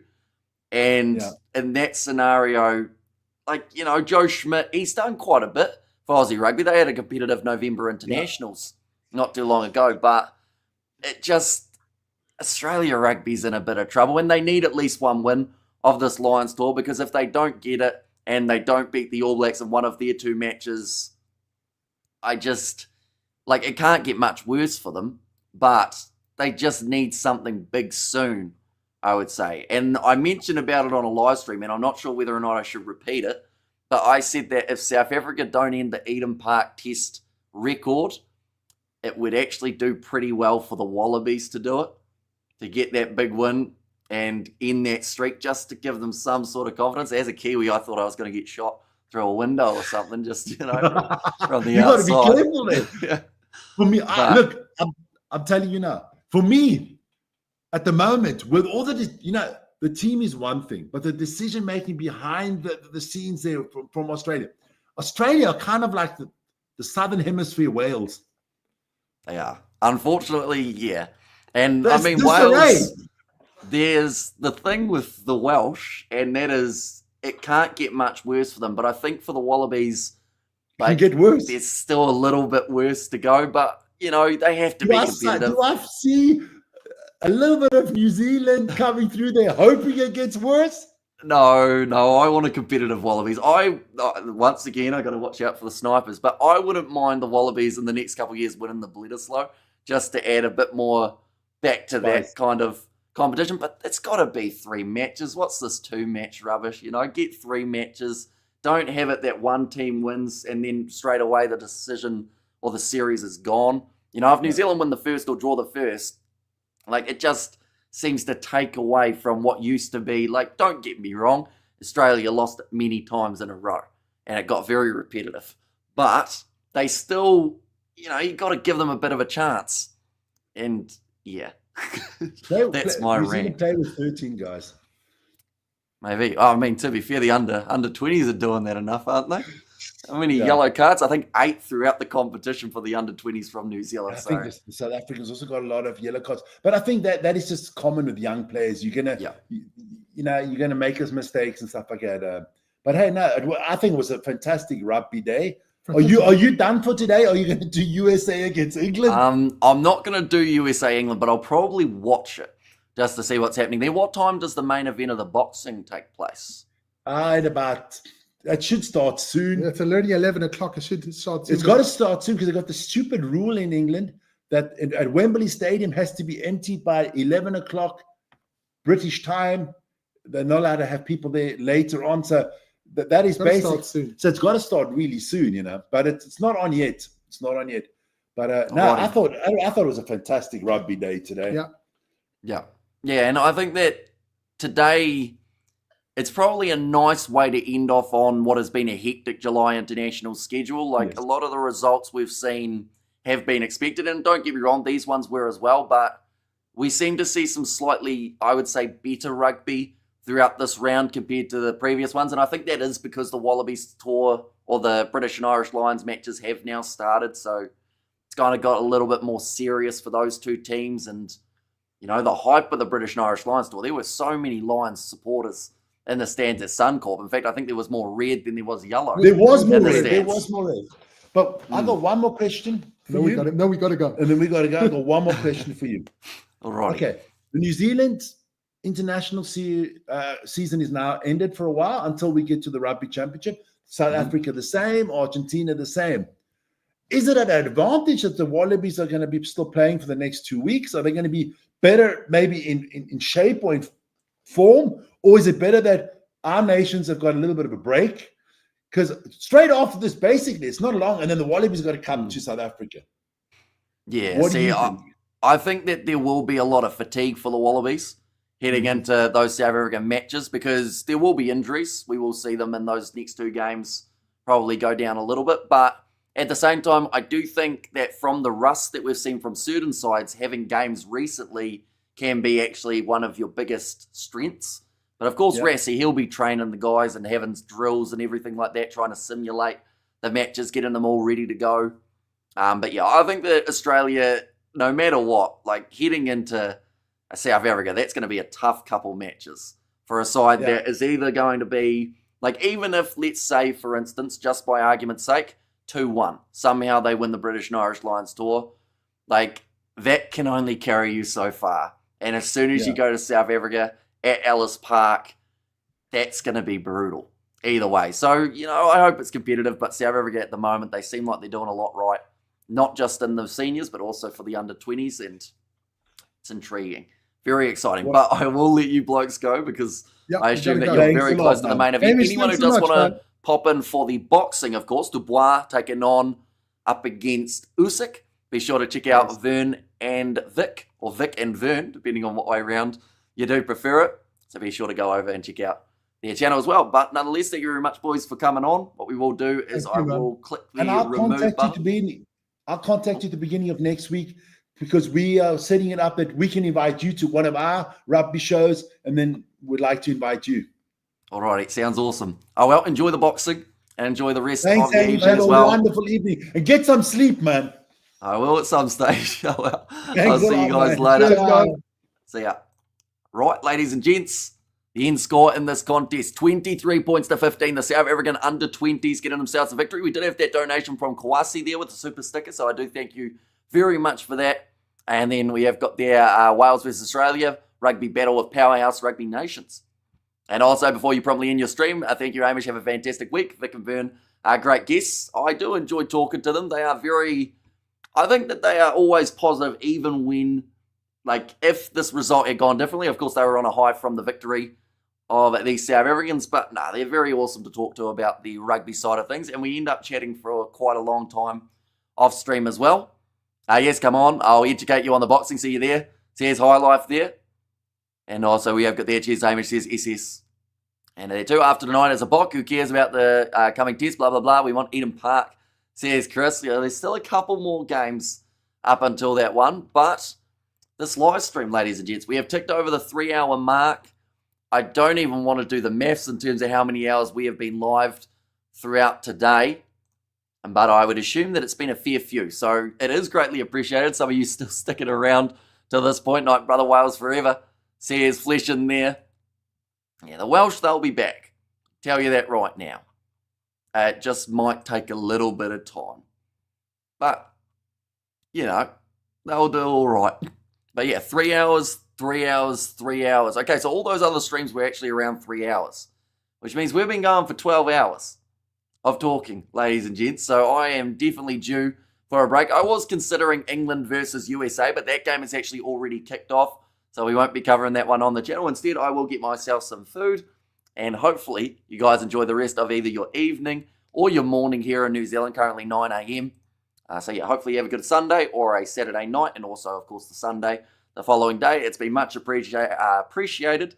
You will be in here for the weekend. We will be back next weekend with plenty more rugby, just quickly showing what's coming up. The First Nations and Pacifica XV that has taken place on Tuesday. So be sure to keep an eye out for that stream next weekend. Wallabies versus the British and Irish Lions.